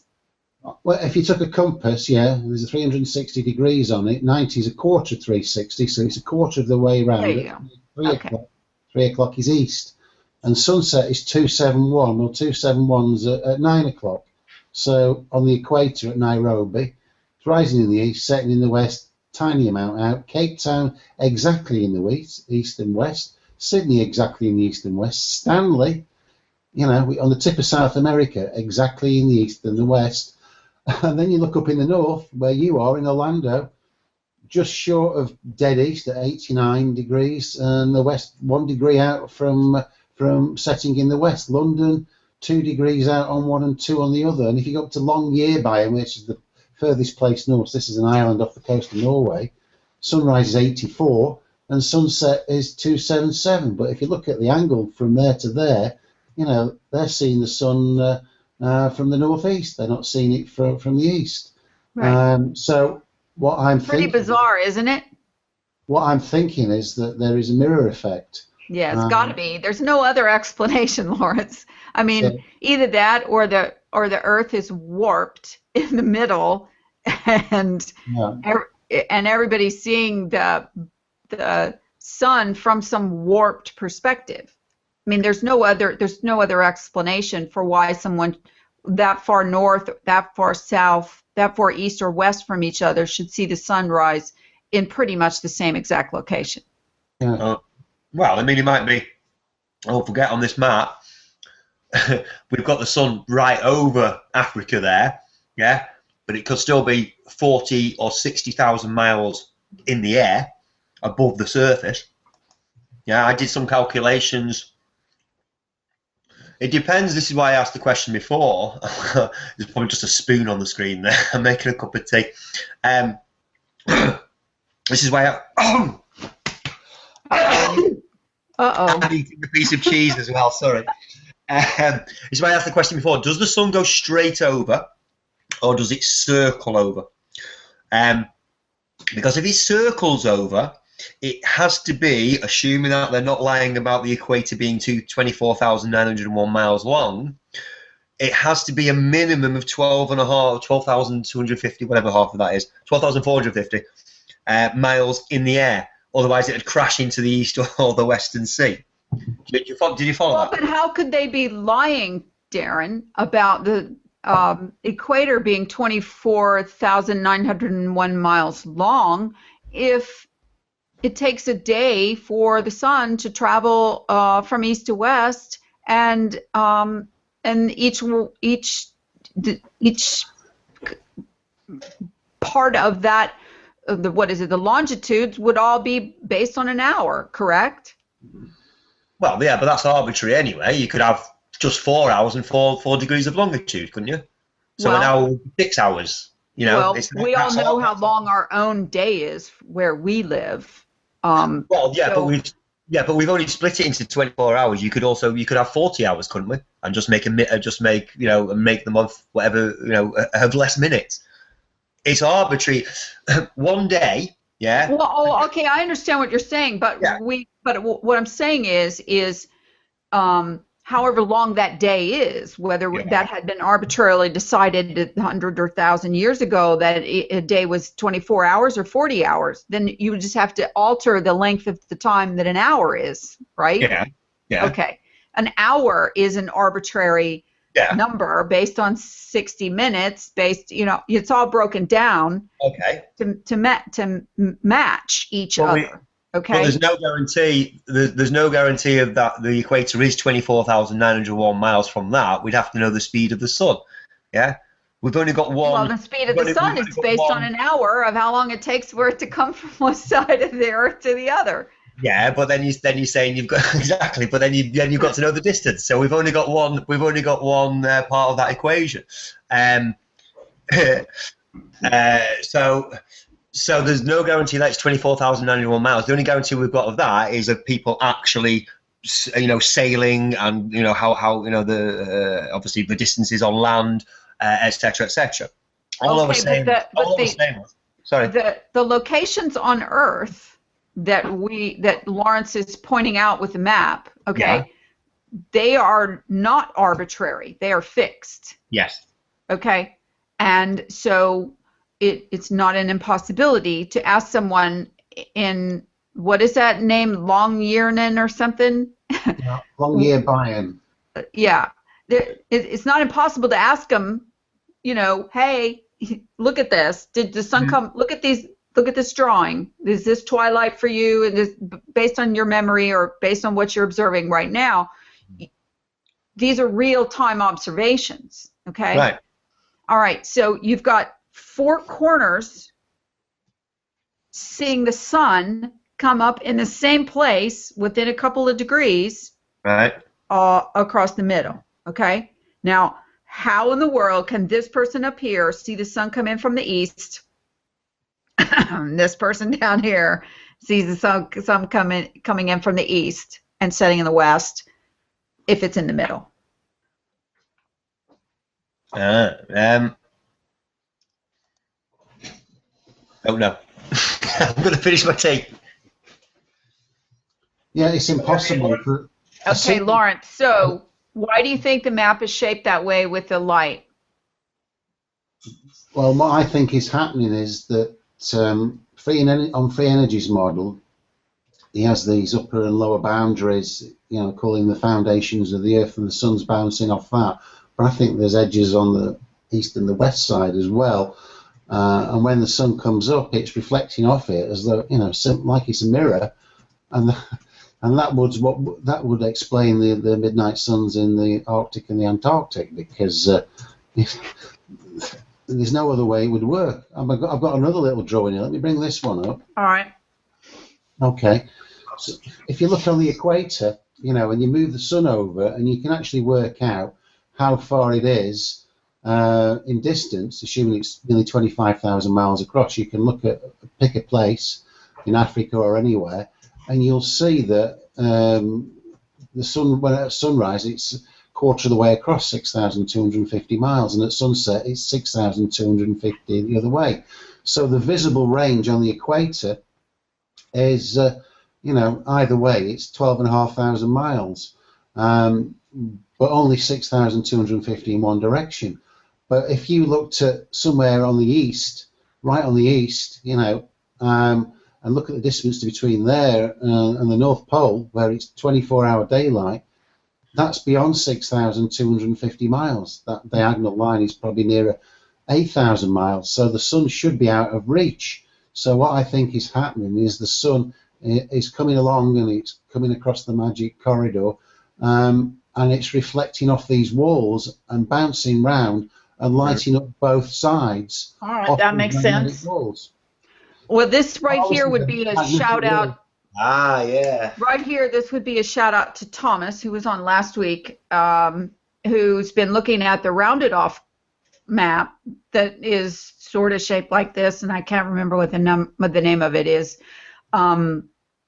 The distances at each of the latitudes on a globe are not arbitrary either. Okay, so if they made a globe out of this projection or out of the reality of observation, then you have to use those numbers of latitude for the ball, because it works. It works for sailing. It works for flying. It works for where the continents are located on longitude and latitude. Those lines of latitude get shorter as you go up to the point at the top, and they get wider as you get to the middle, and they get narrower again, shorter, as you get to the bottom. So that makes a diamond. That doesn't make a rounded off circle, oblate something. So just so you look at that again from that perspective, then you'll understand why none of us got too excited about that round map, because we already poo-pooed that one. Right, Lawrence? Yeah, so, so over the equator, And that's why they have almost 12 hours daylight and 12 hours darkness all throughout the year. There's very little variation. It's only going between the tropics. But the further away you get the longer days and you get the shorter nights. And it's an absolute mirror image with the south in the in their respective summers. So I've got a little diagram on that. If we can just come out of that, and I'll find it. Where's that one?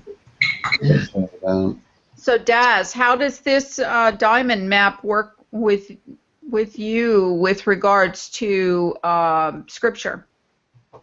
Yeah, it fits. Okay. If it hadn't had a, I mean, there's still 4 corners on it, right?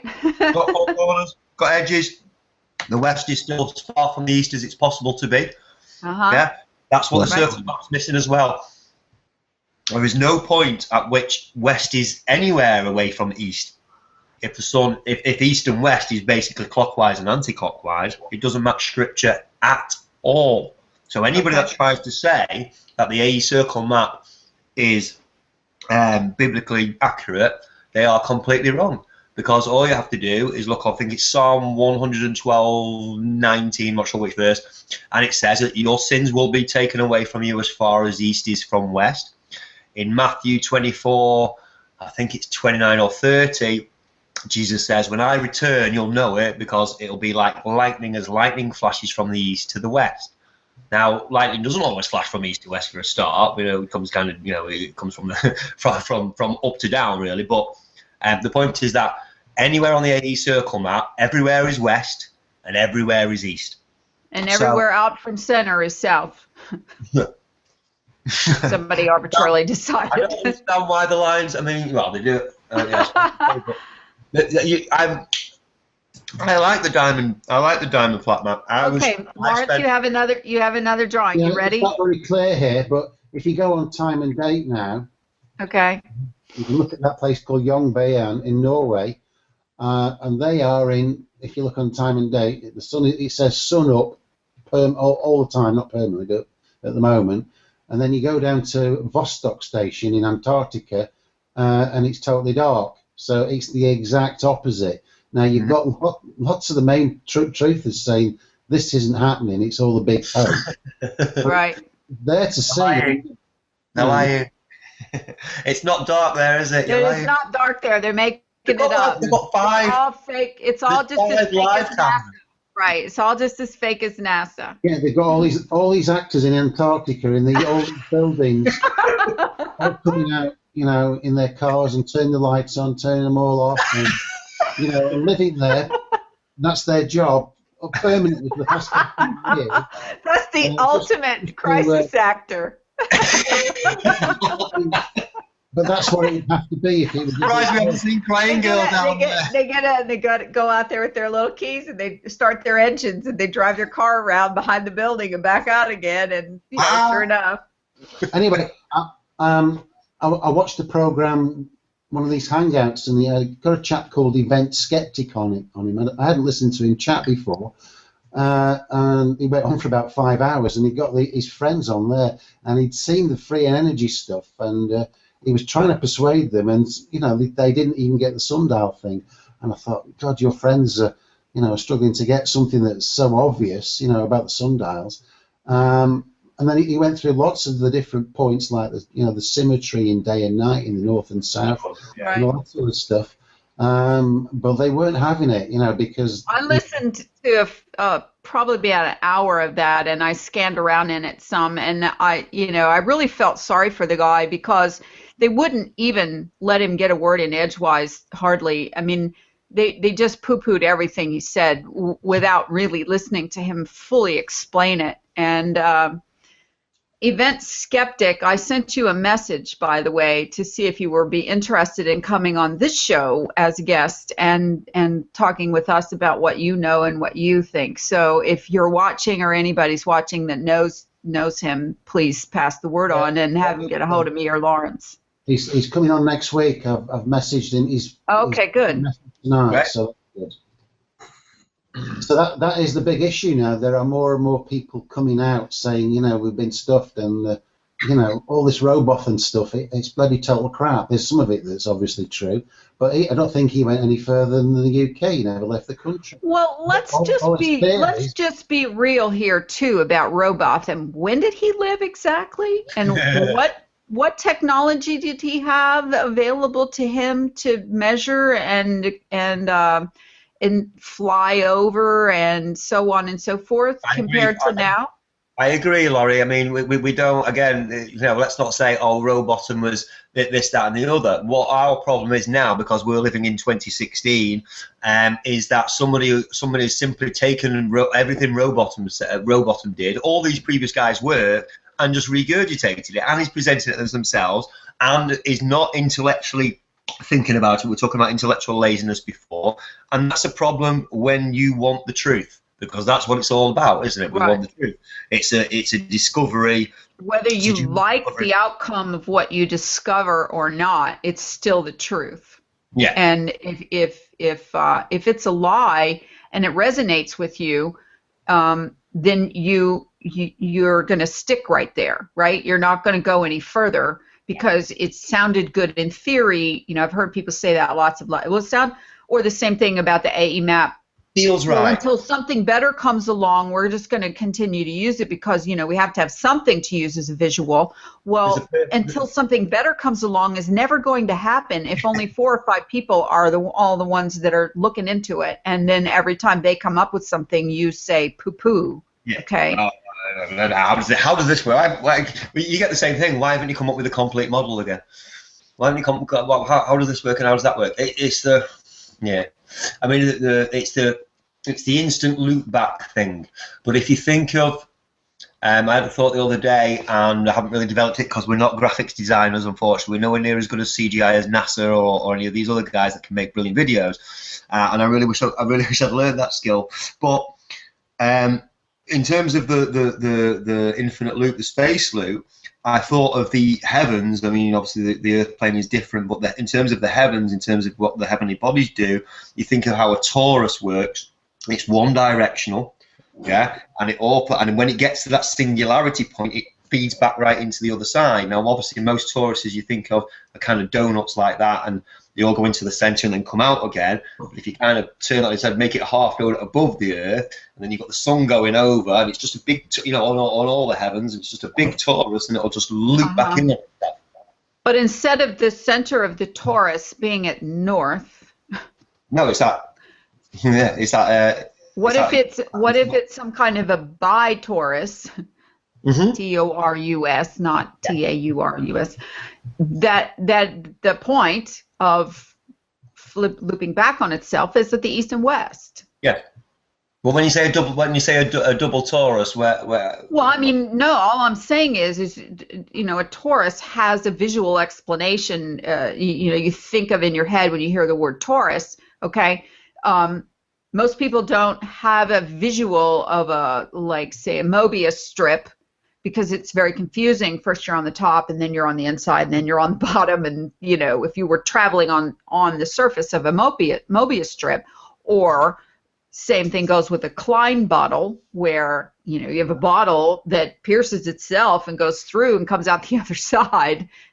Then every time you look at one of those, you still have a hard time wrapping your mind around how they do that. Okay, so with the torus field, you know, we have a visual of a big donut, and but we put north in the center. Okay, well, what if east and west is where that point is? Yes, or something? That's exactly what I was saying. Yeah, but that's just for the heavenly bodies. I'm not saying the obviously the Earth plane's like that. It's very possible that the Earth plane is the diamond. And I had another thought when you said, I finally got it when you said about the rectangular walls and the reflection and what have you. There's nothing to say that the roof, if you like, or you got the walls in there. There's nothing to say that the roof is flat. The roof could be tent shaped, or it could be, you know, dome shaped, or it could be a reversed as above so below pyramid, and we are at the base of the pyramid, and it's not exactly a perfect pyramid. It's a diamond shaped based pyramid. How about that? Yeah. Okay. Yep. I think they call that a what is that, a tetrahedron? Yeah, I think so, yeah. Something like that? Okay, so, you know, we back months and months ago, we went through all of this, and, Right. you know, as we progress, we just keep getting more thoughts and more information. That's why Lawrence and I, for example, and it sounds like you also, have no big hurry need to have a model in our head and to be able to walk around with it or show it to somebody or even, you know, get somebody to draw a picture of it or whatever, because all of the elements have to fit into it. And there's a lot of elements, right? Mm-hmm. The stars, the sun, the moon, the wind, the tides, it just volcanoes, you know, you just keep adding stuff, Coriolis effects and all kinds of density and buoyancy, and I mean, it's a lot of thoughts that you have to implement into this model, okay, for how everything works. That's one of the reasons why the AE map looks so simple and people are so willing to embrace it, because, you know, for a large lump of those things, it seemed to work. But then when you start to go, well, but what about this thing? And it doesn't work on that, and that thing doesn't work on that, but all these things work on the globe, okay? So you have to be able to describe whatever this model is, this mysterious flat Earth model has to be as cohesive as all of the elements that make up the dome. Because the dome works, right, Lawrence? I mean, we keep saying that. The dome works, so the flat Earth has to work. This is simply or as realistically as the dome, as the globe. And this is why whenever somebody says, you know, blah, blah, blah, blah, blah, the dome, and I'm like, the dome, like it's a thing. Like, it, you know, you found it. Like, you can go touch it, feel it, measure it. I'd like to you know, bring up another massive point that people gloss over and say, oh, it's been this and it's that, you know, it's been answered this and whatever, and it hasn't. With the dome on the AE model, and it's a big one, and people deny its reality, even though it is reality. And it's the opposite spin of the stars looking north, and if you're looking south, yeah, which is looking answered north, perfectly on this diamond with these angled sides on it now. Perfect. Right. Well, the point is that there are two, that above us, you know, above us there is a whole raft of stars, and if you look one way, you see those, and if you look the other way, you see other stars. It is not explainable if you're on a flat circle and all the stars are spinning around. You will only get, and they come up with all these explanations that don't match reality, and they're not. I've seen one with there's a plate above it. There's one plate in the centre, and there's a plate above it that spins. And if you're around the south, that's why you see. So I mean, you know, that is actually, you know, it really is. You know, it's fitting it in. It does kind of, if you know, but again, you'd still see far more stars, you know, than you actually do. As soon as you go over the equator, the North Star disappears. Yeah. Which again, if you're looking at two astro plates above you and they're both spinning opposite that and all the rest, and it's just too complicated. In the end, the model that not the model, but what it actually is, when we come to understand it, and that might not be till Judgment Day for all we know, but when we come to understand it, it will be beautiful, simple, elegant.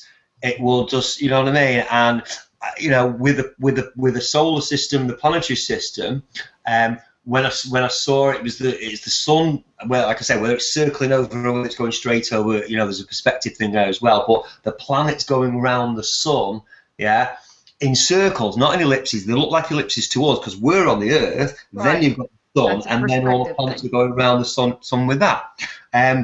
But the point is, it's simple and it's beautiful and it works. So whatever the full model will be, I can guarantee it won't have little bits of sellotape and curtain rods and sticking plaster. It will be a perfect diamond shape with a perfect pyramid on top, with perfect circular this and this. You know what I mean? It will just be gorgeous and beautiful and perfect. Absolutely. We won't have to patch it up and stick bits in here and there.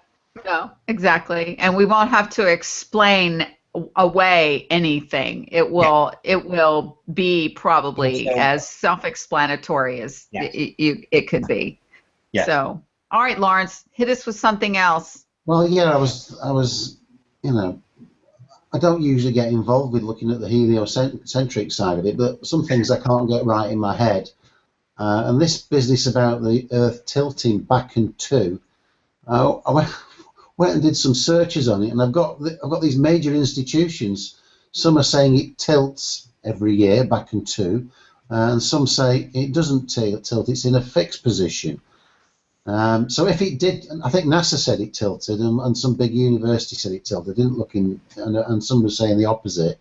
If it was actually tilting each year back and to, that would be observable.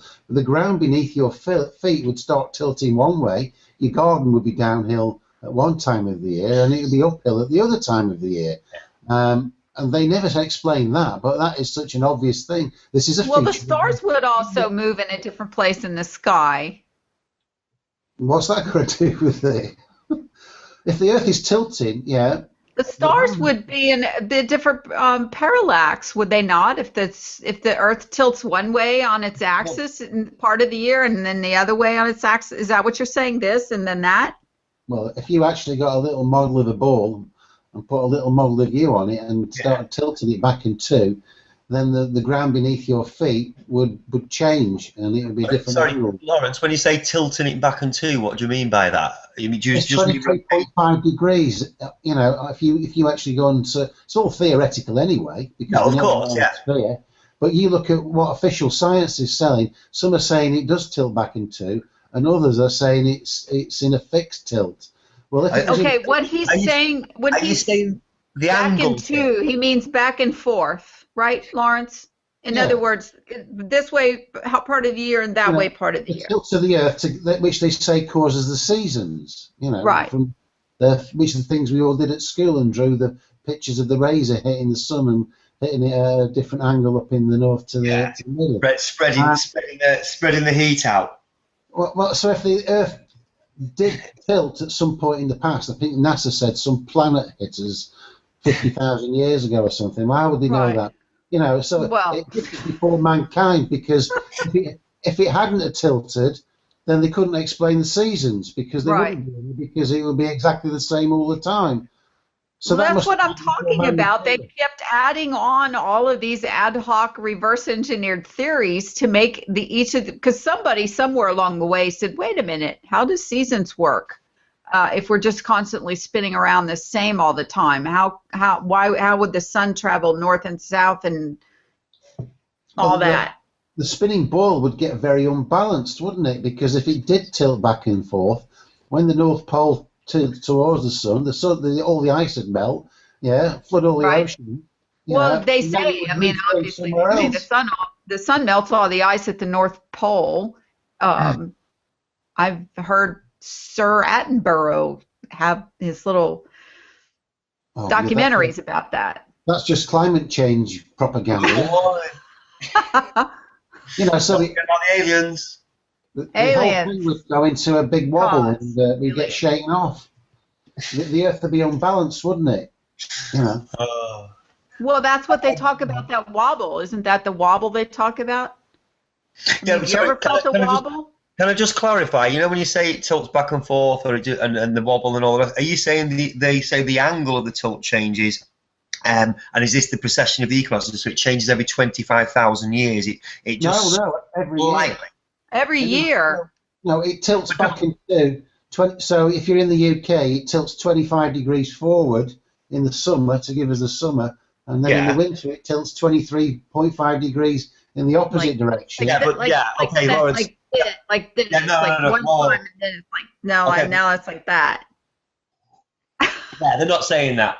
What they're saying is, here's the sun, and if this is the Earth, my fist, it's got the same tilt, but see, you can't really see where my ring is here. Maybe I can. Yeah, we can. We see it. Okay. You see where my ring is, but on as the thing moves around, as the Earth moves around, the tilt now, although the actual angle of the tilt has not changed, the angle you are relative to the sun has completely changed. It's 23.44 degrees backwards, if you like. You see what I'm saying? Right. That's the only way you could make the seasons. What? In their globe model. Yeah, but the Earth itself is not. I mean, the tilt, if you like, and I'll do it with my hand. It's the same tilt as it goes around. As it goes around the sun, yeah, the angle of the Earth doesn't change. It's not flipping like that. Well, what Lawrence is saying is some scientific organizations say it does, and some say it doesn't. Isn't that what you're saying, Lawrence? Yeah. I put a screenshot of this. Show us your proof that they say one agency says it does and another one says it doesn't. Let me find it. Because I understand what you're saying, Darren, is that it keeps going. I can't even do it. That the same angle of the dangle is still pointing in the same direction as it goes around, but he's saying the point of the rotating axis is pointing in the center all the time. I've not heard that from any globalists. That would obviously be. There we go. Not matching. Okay. It's Columbia University, and it says, so as the rotational axis wobbles, it also tilts back and forth. Yeah, but that's talking about it. It's is that saying every year? You need to go more into that. It's not that. I think it's going to say every 25,000 years the angle of that tilt changes slightly, and again it's just adding to the narrative thousands and millions and billions of years. Yeah, because they have to get us to believe that everything has been around for billions of years. The first one says it tilts back and forth, and then the second one down says it doesn't tilt back and forth. And then there were others in both camps, so I don't know. It's all theory anyway. So well, yeah, I think if you drill down to that, they'd say it tilts back and forth, but only slightly every, by minuscule amounts, and it takes thousands of years for it to, it's all programming. It's all about getting us to believe in this huge expanse of time, which gives us the huge expanse of space. Shrink those down. How would you know if it had tilted anyway? If I gave you a rubber ball, Darren, if you had a dog and you threw it a rubber ball, one of those red balls, it's a uniform red ball, and you held it up to the camera now and just twisted it round once, it would look exactly the same, wouldn't it? Yeah. There'd be no difference. So how would they know it had tilted anyway? How would you know? They just have to make it up. Same reason they know rocks are millions of years old, because they tell you. All right, so the whole idea of the tilting. Darren, I watched a video. I haven't got that handy here now. I had a video where the globe was going around the sun, and the video had the Earth actually tilting backwards and forwards. You could see the axis going that way and then that way. Right. So always okay. So the visual you have to get in your head is that the point of the axis, there is no physical point on it, but plop one in there at the North Pole and have it going around the sun and make that pointing toward the sun as it goes around. Okay, that's the idea. You had an Earth with two sticks sticking out of it, effectively going, going around the sun, and the sticks would move round as the Earth moved round, and it would go from one side to the other. And you wouldn't feel that on this, because you know what the answer to that is, right? It's always, but the Earth is so huge, you would never feel this. It's like when you're in a car, and if you throw a tennis ball up when you're moving in a car, it goes straight back down again, because you've got the windscreen is stopping the air resistance. So by that analogy, I always say, so the Earth's an enclosed system. No.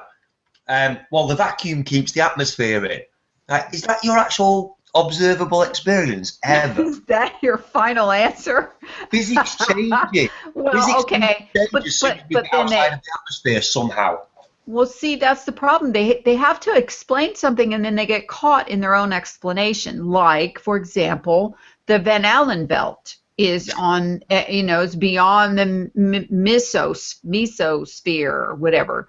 And, so it's radiation and it can't be crossed and so on and so forth, except for they did it when they went to the moon. See, that's the problem with the ad hoc reverse engineered theories piled on top of one another.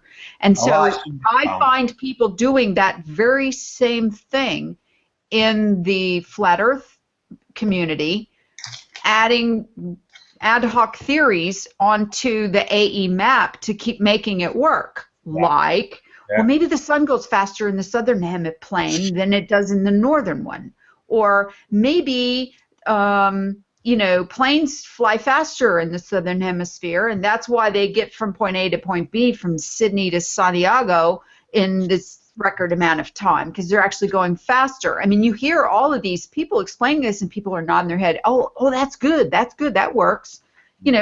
Shit, yeah, it works, but it isn't real. It doesn't match observable facts. No. And so, I can dream up. I've got a pretty good imagination on me. I can dream up all kinds of ways to make stuff work, but then it has to stand up to test. You have to be able to form a hypothesis out of these facts, and a hypothesis can be tested. Yeah, I think it's quite fun because I listened to the other shows just to see what's going out. And John Le Bon did an interview with Antonio Subirats, and John Le Bon was asking him about the Southern Flights, not matching up with the AE map. And Antonio Subirats says, we agreed before that we wouldn't talk about this. He was trying to make out that wasn't part of what they were going to talk about. And then we got David Weiss. That's sad. I didn't know people were trying to have debates. He put a video out as a plea to the Polestar service, an Australian guy, to come and do a hangout of him so he could present his evidence for the ball, and David would do it for the flat. How come John Le Bon never wants to come on our show? I'm not sure, Laurie. I don't know. How come nobody? Anyway, we ask somebody to come on our show who tries to debunk the. So David Weiss was getting asked by this Australian guy about the Southern Flights again, and David was, saying, well, how do you know these wide-bodied jets can't do 1,300 miles an hour? He hasn't let go of that. I mean, it's so obvious. This, why are they hanging on to these disproven theories? Unless it's part of their plan. It's not only that, but because what have they got to back up the flat Earth theory after the AE's been debunked? I mean, and the ice wall and the dome and everything that goes with the little circle map. What do they got? What else do they got? Well, I know. Well, we took Dave Moore to task, didn't we? Because he has to rejoin your page, and I think he only came on to push his petition. But while he was there, I think Stacey, thanks Stacey, well done there, she collared Dave Moore for him pushing the AE map. And then we got into a big discussion. So Dave Moore comes back saying, well, what model have you got? And she started talking about the diamond map. And Dave Moore started... And of course he started making fun of it right off the bat, right? And I was giving Dave Moore all this information, and he couldn't debunk it. He couldn't, and he's just gone away, and he didn't come back. Yep, no more comments from Dave Boy. Dave Moore, who we're talking about. Know about this model that we've put forward, and not one of them has debunked it. All we will get are people saying, well, what about these Pac-Man things? This thing. But people forget that, the model of the globe came from a flat map, because before the globe, but there were only flat maps. So that is a always been flat. Of where we are. It's always been flat. It's still flat. It's always going to be flat. Okay, you can make up as many theories as you want and that work, but it's still flat. And every glober will tell you that there are shortcuts on the globe. Right. If you want to get to somewhere the shortest destination, you can go clockwise or anti-clockwise, can't you? You can go in all directions, but you couldn't on the AE map. You have to go all the way there and all the way back. So the globe has got shortcuts, and the globe was put together to mirror reality on here. It had to be, otherwise it would you know, it wouldn't have been believed. You can't fool people who are on a plane for 24 hours flying If from the globe here to has shortcuts, then the flat Earth has to have shortcuts, because the shortcuts are there. You can travel east, sail east, and continue, and end up back where you started, on west, and whichever way you're going to get back. People are denying this isn't happening. People think, oh yeah, you're not really going east to west. You're going round in a big circle. Well, you bloody know about it if you're going in a big circle. For Christ's sake, you know. Well, but okay, so that's the one thing, in my opinion, that we have to drive home, and that is whatever works on a globe has to work on the flat Earth, because the Earth is flat.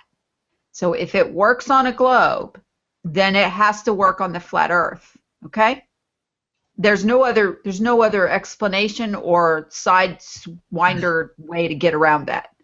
Absolutely. So if an observation happens, yes, in reality, okay, yeah, it has to match both models. It has to be able to be reality for both models. Yeah. Okay, so the AE map doesn't work, right? So, and here's like we've been going over it for months, all the reasons why it doesn't work. We're not going through all of them again on this particular show, because one of these days I'm going to find a videographer who can edit the crap out of all of these videos that we've done and these talks and these screen shares and every other thing, and put together a decent PowerPoint presentation so that people will be able to use it to talk to other people, okay?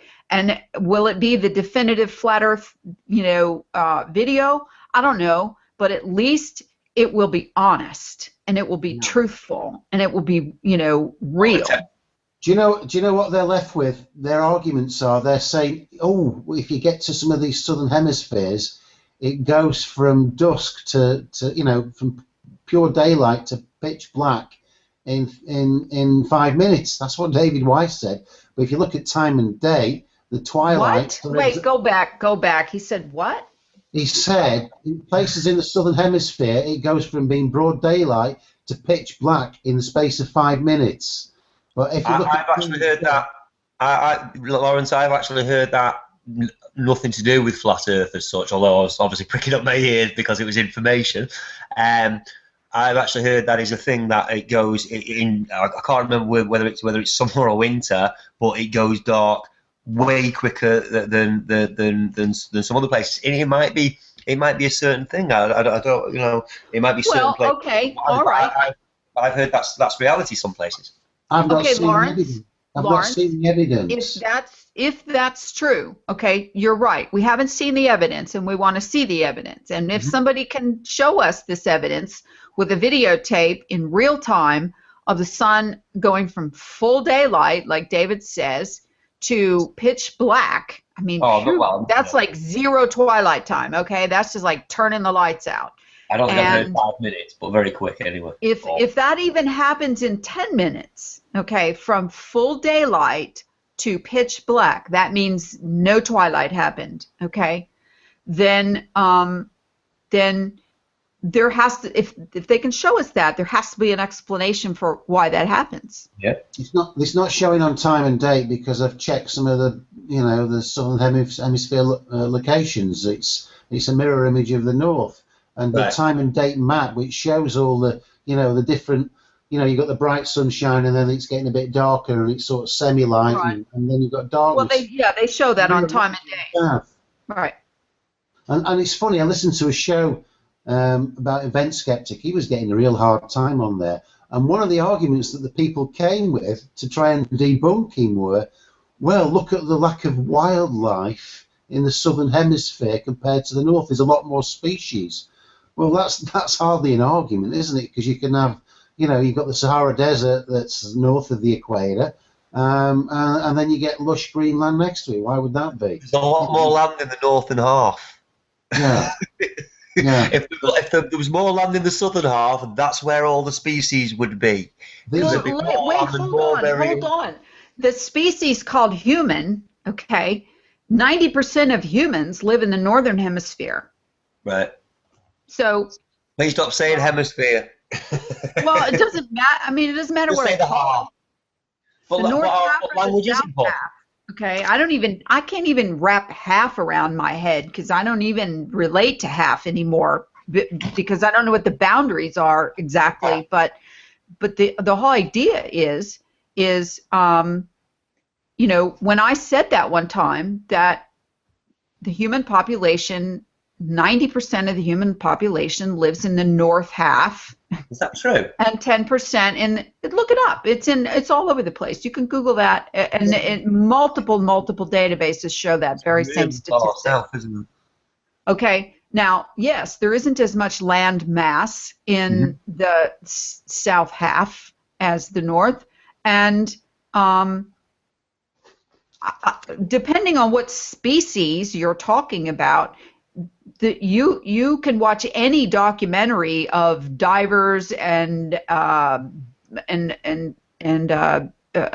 submarine people going down under the ice in Antarctica, and there's thousands of species just different than what we are, what we expect to find in the north. I mean, there's plenty of kinds of planktons and jellyfishes and all other kinds of weird things that live in under the ice, in the ice or under, and just different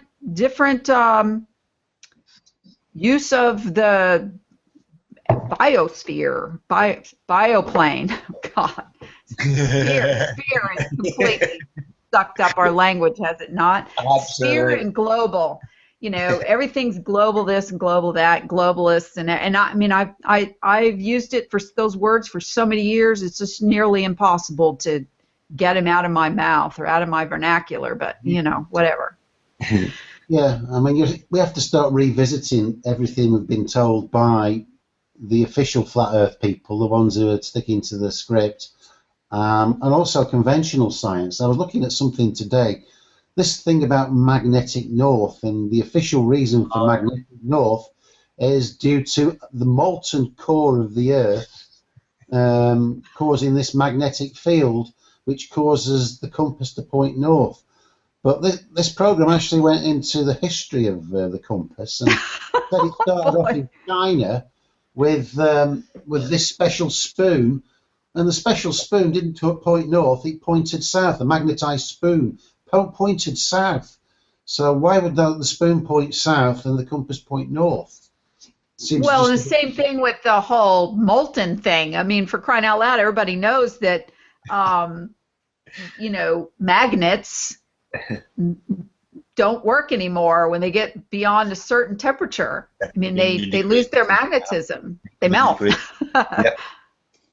Yeah. So, well, I know. So how do you have molten core and magnet at the same time? I mean, come on. Also, That's another. I mean, it's just another one of those things. If once you question it, you go, "What? Even if you say, "Oh, well, the molten core is not that hot, and it's just at that temperature where it's really magnetic," or whatever they want to say. My experience of magnets is when you move, you know, a little bit further away from the magnet, it doesn't really work anymore. You need to be quite close to its field. So even if there is the alleged molten core at the center of the sphere, yeah, we're quite far away from it. So how is it having these magnetic properties from so far away, and why isn't it attracting all of the ferromagnetite, all of the ferrous rocks and the iron ore and everything else that is underneath us? Why isn't that being, you know, pulled towards this magnetic field? Yeah, magnets stop. I mean, it's the same very thing. Quickly with distance. Right. It's the same thing with the ley lines that are supposed to be more magnetic, and those are the lines that the whales use, and the geese flying north and south, and the trouts going upstream or whatever. Okay, the carrier pigeons use these magnetic ley lines to navigate the Earth. Well, how does that work on molten core, magnetic, north, south, whatever? Can I say what might be causing the magnetic lines, because the actual magnetic fields all over the Earth are changed. It looks like a contour map of something. And obviously they change, and magnetic north has been moving. It doesn't stop moving, and it moves hundreds of miles every few decades. It's in Canada now, and it's moving over, and it's going to go over to Russia. But anyway, I don't think it's caused by anything under the Earth. I think it's being caused by the sun and the moon, or the interaction of whatever electromagnetic, clockworks is going on overhead. Yeah, the interaction of the planets and the sun and the moon will be causing some kind of electromagnetic fields on the Earth. I'm just throwing another. Well, hasn't that been talked? Yeah, hasn't that been talked about? Isn't there an entire science about that called astrology? And oh yeah.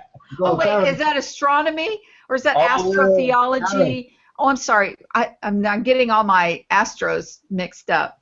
But I mean, you've got people who I don't know anything about any of that because I never studied any of it. But you have people saying, "Oh, the reason why everybody's acting weird right now is because the something's in Mercury or whatever." And apparently it is quantifiable. I mean, it does happen. People act weird during certain phenomena of what's going on, interaction of what's going on up there. Whether it affects me or not, I would think not. You don't. But it's possible, but it wouldn't affect me if I didn't know about it, would it? Exactly. Yeah. Okay. Well, I don't believe any of these things, and until I understand how it works. So if I said to you, Darren, or you, Laurie, prove to me that magnetic north exists, different to true north, what evidence would you present? I mean, there's only one measurable device that I know of that my grandfather taught me how to use when I was a little girl, and that's a compass, and how to read it and how to use it. Well, how do you know that isn't north and there is only just north? Well, maybe it's anti-south too, Okay, well, Lawrence, that'd be because if you get your magnet and you take it to true north, so 0 degrees, that goes through London, through the Greenwich thing. You go north from there, and if you keep going north from there, now don't get me wrong, I know it may or may not be the middle of that, but whatever.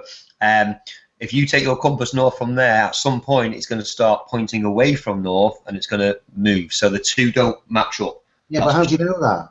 How do you know? That's only what you've been told. Okay.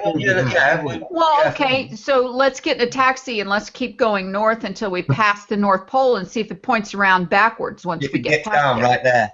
It should point down. You can't go there. That's part of the problem. You can't go that far because that's one of those points that we don't know about. Well, why do they have it anyway? I mean, what is the point? I mean, why don't we just have north, south, east, and west? And that. Well, I mean, obviously a compass works. People have been using them for thousands of years, right? Yeah. I mean, magnetism, north and south work. I mean, let me say this. Okay, now this isn't that hocus pocus stuff, but when I was young, my grandparents had a farm, and my grandfather was going to drill a well, and he used a willow stick to witch water. Have you ever heard of this? Yep. Okay. And there were people in my family who said, he was taught by his mother how to witch water, and that it's a family secret passed down. I didn't get it. He died too soon. So, by gosh, I was standing there, doing the hairy eyeball thing, watching him. I don't believe this. And, he's carrying this stick around and it, sure enough, he had 2 little branches here, and the fat part was pointed out to the front. And as he walked, it dipped down. And his nickname was Honey, so that, I'd say, "Oh, honey, you're doing that." And he's like, "No, I'm not. This is how this works, right?" And so then it would pull down, and either you're twisting your wrist and you're making it do that, honey. No. And sure enough, he witched water, and they put a stake in the ground, and they drilled a well and hit water right there. Can I just say there's a bunch of guys who are, and I don't know the name of them. There's a bunch of guys that do this in Africa, and they have so far done 300 wells for African villages. So this thing works, water divine. You know, people dismiss this stuff, and you can't dismiss this stuff when it's real, because it doesn't match your model. Some people, it's weird how some people believe the flat Earth, but then don't take it any further. They'll say, again, we've discussed that tonight. They'll believe that part, but oh no, that's just that. I'm not going there because that's just too unbelievable. I don't understand a mind that wants truth but doesn't want truth. Wants to, as long as I'm comfortable. I don't want a certain amount of truth. I don't want to have to do too much. Give me everything wrapped. Yeah, I don't like. I know the rulers and the mainstream, what they tell us is rubbish. But just give me another model. I think we've been taught to do that. We all go on about you should teach your children to think for themselves. Don't tell them what to think. Tell them to think for themselves. But not many people out there are actually thinking for themselves, really. Well, look at it this way, Darren. I mean, think about it. If again, when I was a little girl, my grandfather taught me how to use a compass by taking me and my sister and a little neighbor girl down the road named Pumpkin down into the woods and said, "Be home for supper." Okay, they had 77 acres, and I mean, I was pretty young, but he was a lieutenant colonel, in the Air Force and the whatever, and he was retired, and it was kind of a big thing for him to teach us survival techniques and stuff like that, which I was fascinated with it all, and I wanted to learn it. So, we're taken down into the woods. Well, the minute he got in the tractor and drove on up the lane, we're like, wait, we're all alone. And 5 seconds ago he was there and it wasn't scary. But the minute he drove away, now it's scary. So nobody wants to have their mind in a world that they don't understand, and because fear starts coming in, because your mind starts dreaming up all kinds of stuff, all right? So once people got off of the ball and got into the flat earth, it's a transition. You sort of go like this, just like, okay, now I'm a baller and here's flat earth. And as you learn more, then you become more of a flat earther and less of a baller, okay? But if you don't have something to believe in, you still know this is out there, right? You don't have anything to grasp onto until someone hands you on a silver platter a model. And you go, okay, looks good to me, and everybody else believes it, so it must be right, okay? And then we just keep going with that. And then somebody, like me or Lawrence or you, comes along and goes, oh, wait, that's actually not true. That's actually not real. Well, what do you mean? Well, it doesn't look like that. It might look like this, it might look like that, it might not really, but it's not that, okay? Well, how can you know it's not that if you don't know what it is? See, that's, it's a process of elimination is what it is. We know by process of elimination it's not that, because it doesn't meet the observable facts, right? But instead of coming along and saying, oh, I see why that doesn't work now. Okay, I get that. So let's all work toward finding out what it is, what it does look like. But that doesn't seem to be happening except at a snail's pace. Yeah, it should be an exciting time. It should be an exciting it should be fascinating to people to be digging into all this stuff. Absolutely, you know what I mean. What about this diamond shape? Because that's so fun. I mean, that's it's one of those things where you can see where there's a spark of insight, and I think they're God given, but where that's just been open, and it's the same one I had with this planetary solar system, where the planets have got, and it's kind of like Tycho Brahe's model, but Tycho Brahe still believed in a globe. But he still believed in a geocentric globe. But yeah, Rory, can you put Darren's link to that movie that he made on that? Because hardly anybody's seen that. I will. I'll put it in the description as soon as this is over. I can't get in there right now, but whatever model, Yeah. But, But here's the thing, Darren. If nobody makes a model, okay, like free energy, for example, that's why it's slowly but surely he's building up some subscribers and some viewers to his model. Okay, Right. he agrees that his model is not perfect, Right. and he fully, says he or she. Okay, here's an interesting part. I don't know if it's male or a female. Okay, free energy is kind of like that's Pat. It could be either way, and but at the same time, it hasn't prevented him or her from producing something based on something he sees in his head. Okay, and it's the same thing with Lawrence. Lawrence saw that the AE didn't work. And he started questioning the aspects of why it didn't work. And then he came to a fork in the road where you keep pursuing that, or you start looking for another path, another map, okay? And he systematically went through. I mean, most people don't take anywhere near this kind of time. They call themselves researchers, but all they're doing is watching other people's videos and regurgitating the same stuff over and over again. But, he did systematically take map after map after map and do measurement and find out why it does or doesn't work, okay, based on the observable facts. You have to keep bringing that part in there. And when he and I would chit-chat inside the inbox and talk and stuff and sort of brainstorm, all I can call myself is a catalyst to help Lawrence brainstorm, okay? I haven't discovered much of anything, but I do have a pretty good logical mind to follow a trail of thought and sort of extrapolate on it.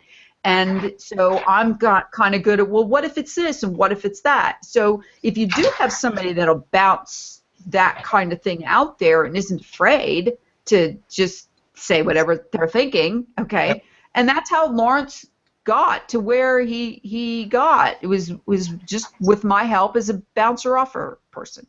Go, Lawrence, what do you got? Wow, that looks like a lot of lines. You may not, you might be new to our program and you haven't seen, this is the map I put together using official longitude and latitude data. So I used it initially to determine the shape by looking at how far it was across at lots of different latitudes and how far from one side to the other and north to south, and it made this perfect diamond shape. And then I plotted over 50 routes on here, and all of these routes, for the group as a whole, the routes are to within a 5% accuracy with official data. There's only a couple that were about 15% out, and on those routes, when you look at the flight routes, it's an exaggerated Great Circle route, but the vast majority of them are within 5%. And don't forget, the width of a pencil is a few hundred miles on it, so you can only work it out so accurately. But that's what it is. Anybody comes up with another map, and it doesn't mirror the gravity. Gravity. It doesn't mirror the longitude and latitude, then it's immediately debunked. Can I just ask, where do you go? And I'm just, this is bouncing off. Where do you go when you go straight up north? So that point at the north, if I keep on going, where do I come out? Well, you'd come out 6 inches to one side, and then you'd return. So you could go up past Canada and probably come back in somewhere like Russia, because if east leads to west, if you hit the apex on the left-hand side, you would come to the same from the south and hit it, straight on. You would come out of the same place as somebody who hit it who was coming from the east. So I would say you would come up through Greenland on one side and come back up through the other. That's going from one side. What happens if you go straight from London? Yeah, if I start from London at the zero meridian and keep going north right up to the apex, where am I going? Am I going to come back? Am I going to meet myself coming back on myself? Yeah, you would. Yeah, on the apex. Yeah, you wouldn't hit a barrier, but you'd be facing the other direction.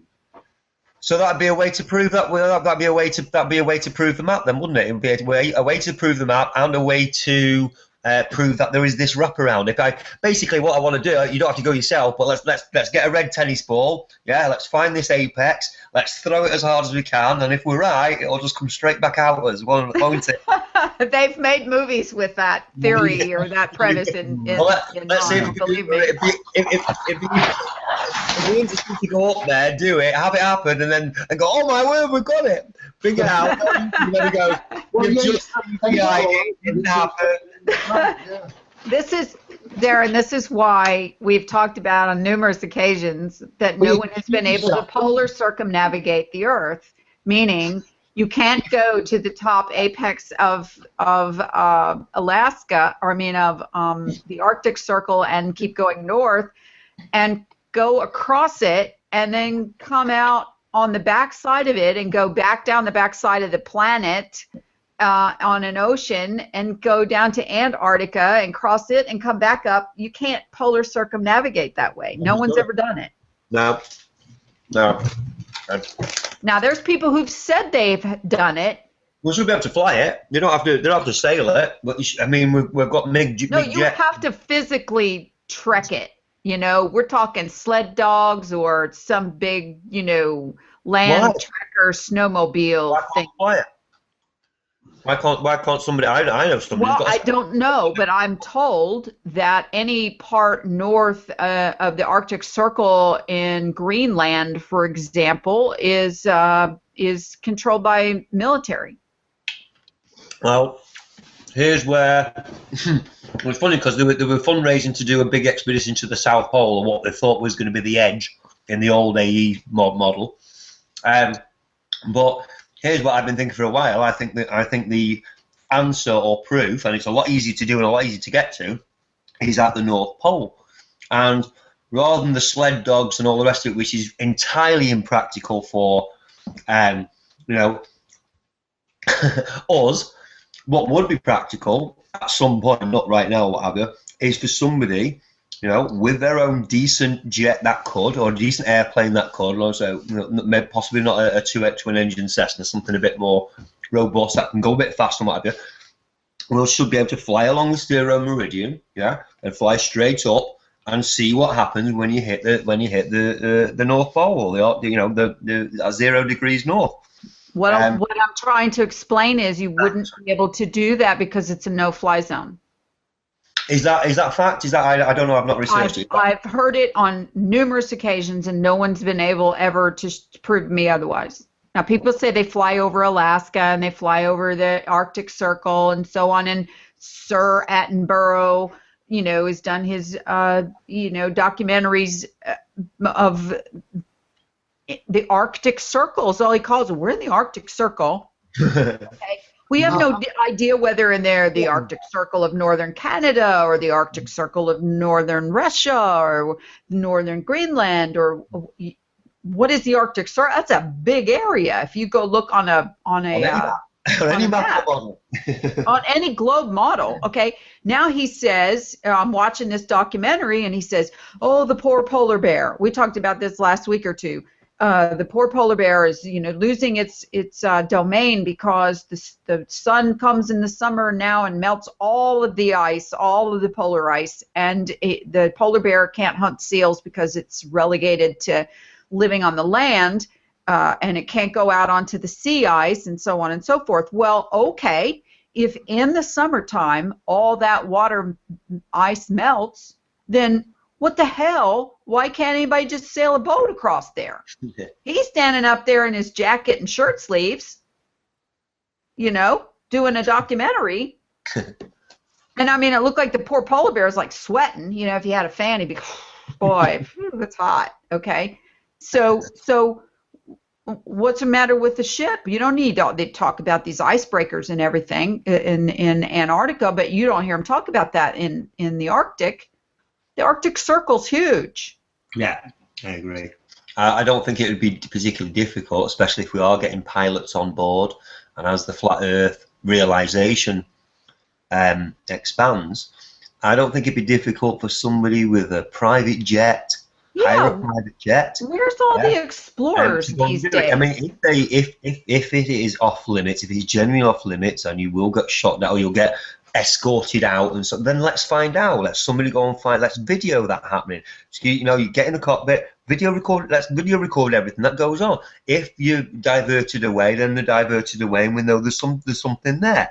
If they don't get diverted away, and they're allowed to carry on that 0 degree, the mid meridian, straight up north, straight to the North Pole, basically, then let's find out, what happens when you do. And, I don't know how much a private jet costs, for 3,000, 2,005. I have no idea. I've never looked into it. I've never been interested in it. I don't know, but if you're going to crowdfund something, or if there's an interested pilot there, and it can be from anywhere, but it needs to be this. It needs to be that 0 degrees, both again for the globe and the diamond model. They are both answered, if you like, by taking this trip. And yeah, we could do it in a ship, but it'd take a lot less time with somebody with a plane. Sure, and you know what? There's drones out there. What do you think? Where do you think we're getting all this footage of all of this? I mean, like Attenborough, we're in the Arctic Circle, and he's standing on the shoreline, and you just go, why wouldn't you put at the bottom of the screen your latitude and longitude, or where you are, or whatever, and you're watching the sun go. They do this fabulous time-lapse photography of the sun going over, and you're sitting there watching it, and you go, holy crap, did you just see that? The sun just got smaller and smaller and smaller as it went in this beautiful time-lapse photography in the north, and you grab that video out of that documentary and put it up on YouTube, and wham, you get smacked with a copyright infringement, and they jerk your YouTube off, and nobody got to see it. Do you see what I'm saying? Mm-hmm. So there's all kinds of evidence of reality everywhere, and it's right in front of your face. Mm-hmm. And for people to say, well, we can't go, we can't do this, we don't know, and this, throw up all these barriers of their own mind, mm-hmm. because they heard some urban myth, just like the urban myth about the ice wall. I mean, I was totally in. I was down for the ice wall. Oh, there's an ice wall, and if you try to go across that ice wall in one of those non-acceptable locations, you're going to get blown right out of the water. And let's talk about Jarl Andhoy and what happened to him in the Berserker and blah, blah, okay? And then based on that AE map, okay, that turns out to be 83,000 miles around there or something. Now, what are the chances that there's enough military ships of enough navies that are signatories on this member of this Antarctica Treaty who got nothing else to do than beat up crazy flat earthers? Looking for crazy flat earthers trying to breach the wall, okay? We want to get out. and not only that, but I mean, what do they got? Telescopes? Because I'm going to catch this 300 miles this way, and you catch this 300 miles that way, and maybe there's cameras on the dome. People. Maybe there's cameras on the dome, or they really do have satellites. I don't know. But it's the ice wall, right? Now. And it's the dome. I made more enemies a couple of weeks ago. Paul Michael Bales practically called me everything but a. I mean, because he made some post about the dome. Looks like more flat earthers are, starting to believe in the dome. And I'm like, the dome. Where does that even come from? And so I went and made a meme of, what's his name from Pulp Fiction with the gun, and say the dome one more time. Yeah. Right? Yeah, and I posted it on a comment on his wall, and all hell broke loose. And first of all, I was just sort of kidding around, but at the same time, what do you mean more flat earthers are believing in the dome? More people are questioning that now than ever, and then that's a move in the right direction. Dome. Question everything. Question everything. Question everything. The Truman Show dome came from nobody else but Mark Sargent. Nobody else. Yahweh's Terrarium came from Rob Skiba. Nobody else. So there is a person behind every one of these references to the dome. Yeah. So. Yeah, well, I mean, you don't really need to go to Antarctica to prove the seamless edge. All you need to do is take a world cruise that goes, you know, they sail east up around the Med and around there and under India and past Australia, New Zealand, and then they come back towards the west coast of America. All you've got to do is get yourself booked on the cruise from, you know, get on at Australia or New Zealand, and take the journey to America and take a compass with you. Maybe try and get pally with one of the navigators on the ship to see what sort of maps they're using, and you'd have to spend the whole cruise, you know, keeping a close eye on which direction the ship was going. But that would give you proof that the ship was indeed sailing in the directions commensurate with east leading back to west. Right. If you wanted to do something with aircraft, I mean, the easiest way was to get one of these drones with a camera mounted on it, and with enough fuel to get it to the apex of the diamond shape. And if it's a return trip back the way it came, then it would come back to you, wouldn't it? You know. What's the range of them? What's the? I don't know what the maximum range of a drone is. Yeah, but that would be probably the cheapest option. You'd want a miniature aircraft that had got a long haul. You know. I mean, normally they don't last long and they can't go very far. Fuel 1.5 litre. Yeah. Long. All right. So I saw this the other day and I looked it up.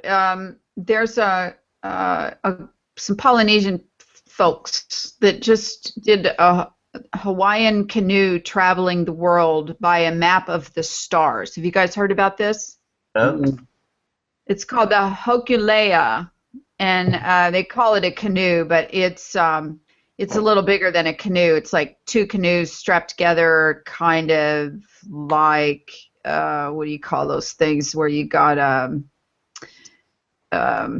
hull across the middle of two canoe sides. I can't think of it at the moment, but anyway, they went around the world. They say the Hokulea, a voyaging canoe built to revive the centuries-old tradition of Polynesian exploration, makes its way up the Potomac River in Washington, D.C., sailed by a crew of 12 who use only celestial navigation and observation of nature. The canoe is 2/3 the way through a 4-year trip around the world. So think about, guys, 12 people on it's basically a flat surfaced catamaran. That's the word I'm looking for. Right. Okay. But you can look it up and read about it. And they're going around the world and they're navigating by the stars, they say. Now, whether or not they have a little GPS outside in there or not matters not, because we know where GPS comes from. Yeah. Here's something very interesting. In 2005, a man-portable hand-launched drone called the Tom 5 flew almost 2,000 miles from Newfoundland in Canada to Stone Bog in Ireland, cruising at about 1,000 feet. They've already reached the point of the drone which can be launched, fly for 27 hours, more than one complete daily cycle, flying some 1,500 miles in circles. So it looks like. So how far across is Antarctica supposed to be? How far across is the Arctic supposed to be? Well, I mean, I don't know whether we could do it from maybe north of Scotland. I'm thinking about there's the somewhere virtually along the meridian, possibly to Iceland. But if you can, I don't know how far Scotland is from the Arctic Circle. But 1,500, 2,000 miles is certainly promising, and that's looking like the cheapest way to do it. But I didn't realize drones could go this far, and part of the control. Well, they're solar powered drones. If you win at the right time of the year, right. It charges itself. I mean, if you get one to Greenland, you'd be, far off once you get to Greenland. A couple of 1,000 miles, and you're going to be there. So if you get to the top of Greenland, then it's not very. All right. far. So here's what we got to do, Lawrence and Darren. We got to, make a GoFundMe account, and we have to raise the capital for you guys to do something like this from where you are. I've got a better idea. What? I've got a better idea, and we can't, because fundraising in tiny, small amounts I've not a problem with, and what have you. But it always smacks of, please don't give. I'm in it for the money and all the rest of it. But there's a better way of doing it anyway, because you have lots of university departments all over the world, and I'm sure as Flat Earth gains in notoriety and more people want to debunk it, more real scientists want to debunk it, well, here's a challenge for you. If you want to prove us flat earthers wrong, do us a favor, spend some of your budget, get one of these amazing drones, get to somewhere, Iceland, Greenland, if you do it from the north of Scotland, wherever, launch the drone, put cameras on it, please, not GoPro cameras, please try and get 45 to 50 millimeter lenses, etc., etc. Put cameras all around it, fly it straight north, exactly what we've been talking about tonight. I don't want to start raising funds for it and all the craziness that goes along with that, and then the accusations and blah, blah, blah. Yeah, there are plenty of people around the world who are serious scientists who want to laugh at the flat earth and prove it wrong. Do us a favor, get £10,000 of your budget, £5,000 of your budget, what have you, and do us a favor, fly right on the 0 degree meridian and show us it going the other side, keep it going, and show us it ending up in wherever it's supposed to end up in, going the other side. It'll end up in, I think it's Alaska or somewhere like that. If it's a globe, you keep going along the 0 degree meridian line, we should be able to see the drone will carry on going and it won't be coming back on itself. So do us a favour, go disprove the globe. Disprove the flat Earth, or prove the globe for us once and right, because NASA ain't ever going to do it. No, well, NASA's never going to do it, because NASA's, whether anybody wants to believe it or agree with it or not, it's part of the Department of Defense of the United States, and they don't want this debunked. So. Yeah, but I was having this discussion about and I don't want to get into it, but the leave the EU campaign, or the referendum vote in Britain. I forgot what I was going to say. Sorry, I forgot the point I was going to make. It was going to be relevant. Oh, sorry. They can't show their hand. Yeah. They can't show their hand too much. So in other words, if a university department wants to do this project and they suddenly get shut down by the US military or by MI5 or whoever, then all those people and all those people that are connected go, we got shut down. We wanted to try and go and prove this thing, we wanted to go and prove the globe, and we got shut down by the military about what's going on there. There's only so much they can do. If they show their hand too much, the game's up. People say, and this is where it's relevant, people say, well, they'll leave, it doesn't matter if everybody votes leave, even if it's 70-30, they'll find a way to welch out of it, they'll rig the vote, they'll ignore us, they'll do whatever. And I keep saying, they can't, because if they do that, they're showing everybody that there's no democracy and everything's a sham and they have no say in things, and the whole world's controlled and all the rest of it. There's only so far. Look what they're getting away with in the United States with Hillary Clinton, for crying out loud. All right, let me present this for a second. Absolutely, and isn't it showing them up? This is the map of the path they're taking 4 years around the world in that Hokulea canoe, or whatever they're calling it, from Polynesia. So, well, isn't that interesting what map they used? Okay. And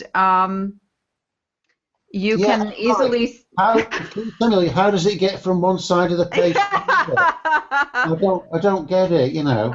I don't understand either how it gets from one side to the other. They're always going in the same direction. You can see, let's see, let me go to the map, because the arrows pointing, can you see my cursor?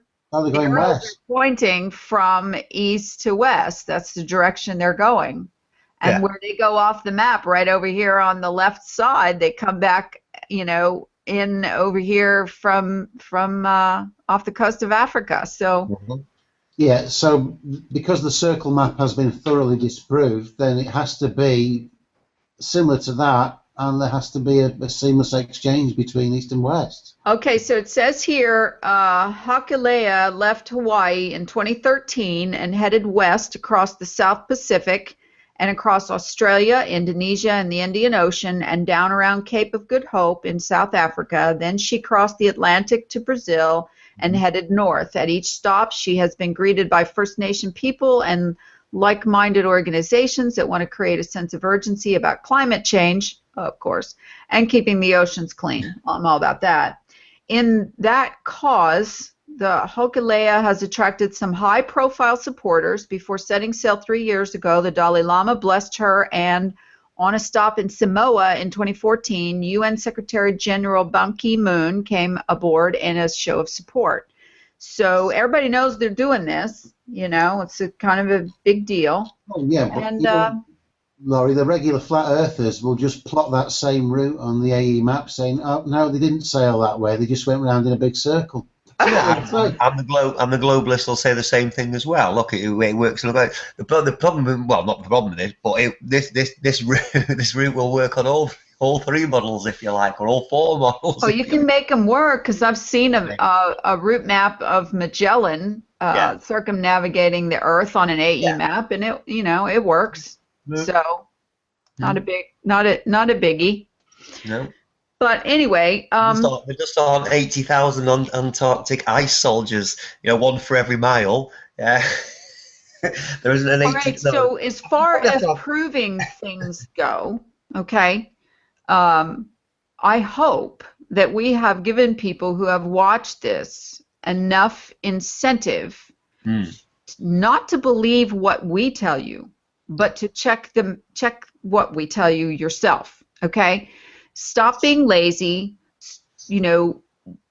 Being lazy is not a bad word. I'm lazy from time to time. For crying out loud, we're all lazy. Humans are basically lazy. I mean, if we wouldn't have come up with all the modern conveniences we've come up with, we'd still be washing our clothes on rocks if we weren't lazy. And so it's okay to be a little lazy, but it's not okay to be a lazy thinker. And if you don't question what someone tells you and you just repeat it, you are part of the problem. You're just as responsible as those who put the disinformation out in the first place. And what would be really interesting is for the fact, if you found out that the disinformation came from the government that you despise for lying in the first place, because they were the ones that imparted this map and model concept into the flat earth community, the flat earth movement, then doesn't me even just saying that make you want to find out for yourself if that's true?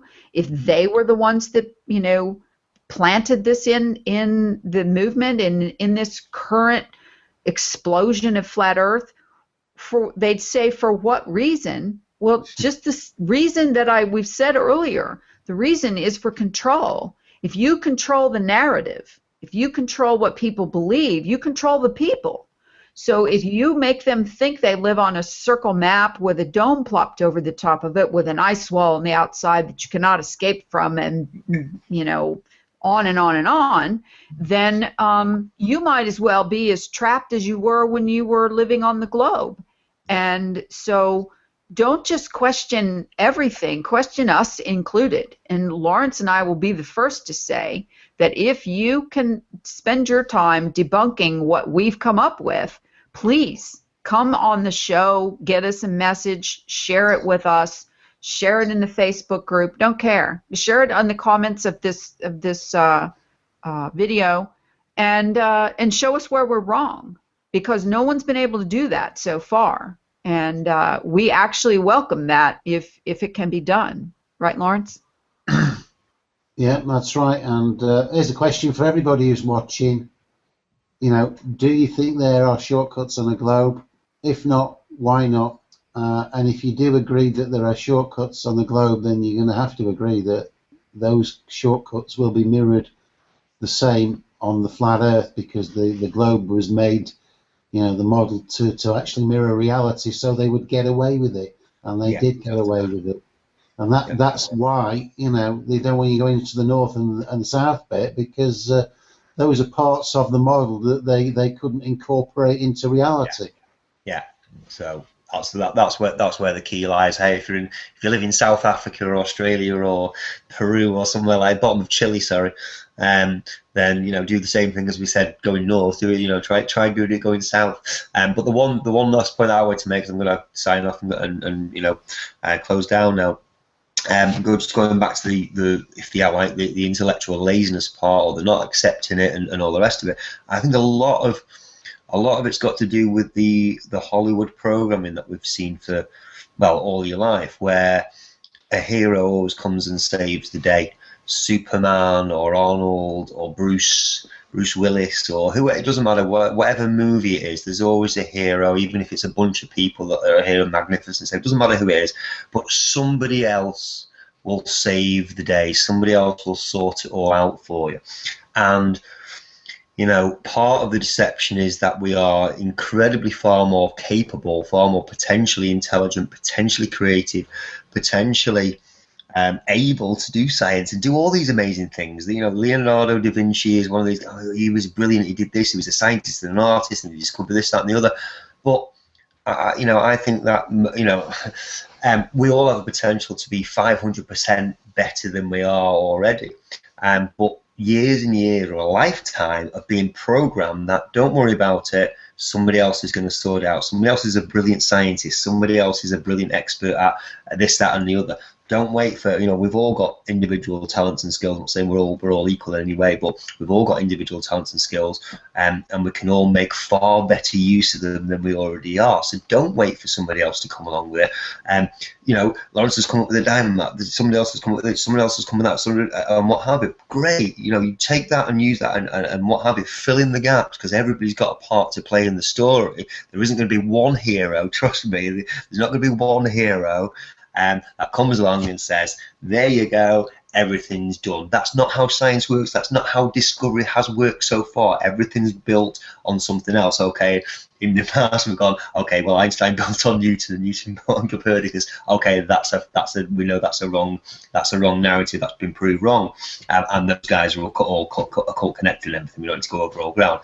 But that's the only point I wanted to make. We've had years and years of watching heroes do it for us. It's not time to be the hero, but it's time to put your piece in, to do your bit and use your skills and talents, whatever they are, to throw a coin in the pond or whatever, because it is a big joint effort. Great. Actually, that's what we've been saying all along, and thank you for saying it the same way, but a little different. Before you go, people can do, I was going to go, but circumstances mean I can't. But I was wanting to go and see the midnight sun, and all you've got to do is go to north of Sweden or Norway, and then observe the sun. And I think that you probably will see the sun from every angles, but at some of the time you're not actually seeing the sun. You're seeing a reflection of the sun off these magnetic walls. And it'd be interesting to see a proper video and not one that's been sort of spliced together, because I've only seen the one. And it's the one that everybody argues about, and the one that My Perspective put out, and I think John LeBon was talking about it, and somebody else. We haven't got any independent. They say there's loads of videos of the midnight sun in the north. There's hardly any. There's far more footage in the with the webcams down in the South Pole. Right. Well, okay, so we're coming up on 3 hours. Thanks, you guys. It's been awesome. Holly. And I'm glad you got to finally get in and join us, Darren. And I'm sorry for any stress that it may have caused with all the email quackery that they're doing to me. But we'll be back next Sunday. I've been thinking about moving this till Saturday night, and I wanted to see, in the comments what some other people might think about that, including you, Lawrence, because one of the least watched times of the week is Sunday evening right about this time. And I really would like to get more viewers live. I think some of the other shows deliberately put their shows on at the same time as us to dilute the audience, because I think Well, that's part of the game too. Globebusters stick their show on at the same time as ours, and they've got a bigger audience, and they're probably pulling a few viewers off us. Well, I mean, we're not having a Flat Earth Romance mixer this weekend, are we? Either with our friend Miss Steer is over in the UK. Did you guys go to the mixer? I know UK is a big. I'm sorry. It was something somebody sent me a message several weeks ago, probably about a month ago, that said that you just wait and see. Patricia Steer is going to be dating Antonio Subirats, and that's what this whole mixer thing with Mark Sargent's been about. Their romance wasn't going to happen, so she's. It's just because it sounds like it's just. I'm like, I really don't know. It's way outside my bailiwick of Flat Earth Romance, but I'm glad there's a whole category now for Flat Earth Romance, because it was just a matter of time before that happened. So. Oh dear. So anyway, good night. We try to keep to the real stuff. So thanks, Daz, for joining us, and Lawrence, I'll see you next Saturday or Sunday. I haven't decided, but we'll see what the messages bring. Yes, and thanks to everybody for joining us. You better, Laurie. I'm very excited. Okay. Yeah. All right. Good night, darling. Yeah. Good night.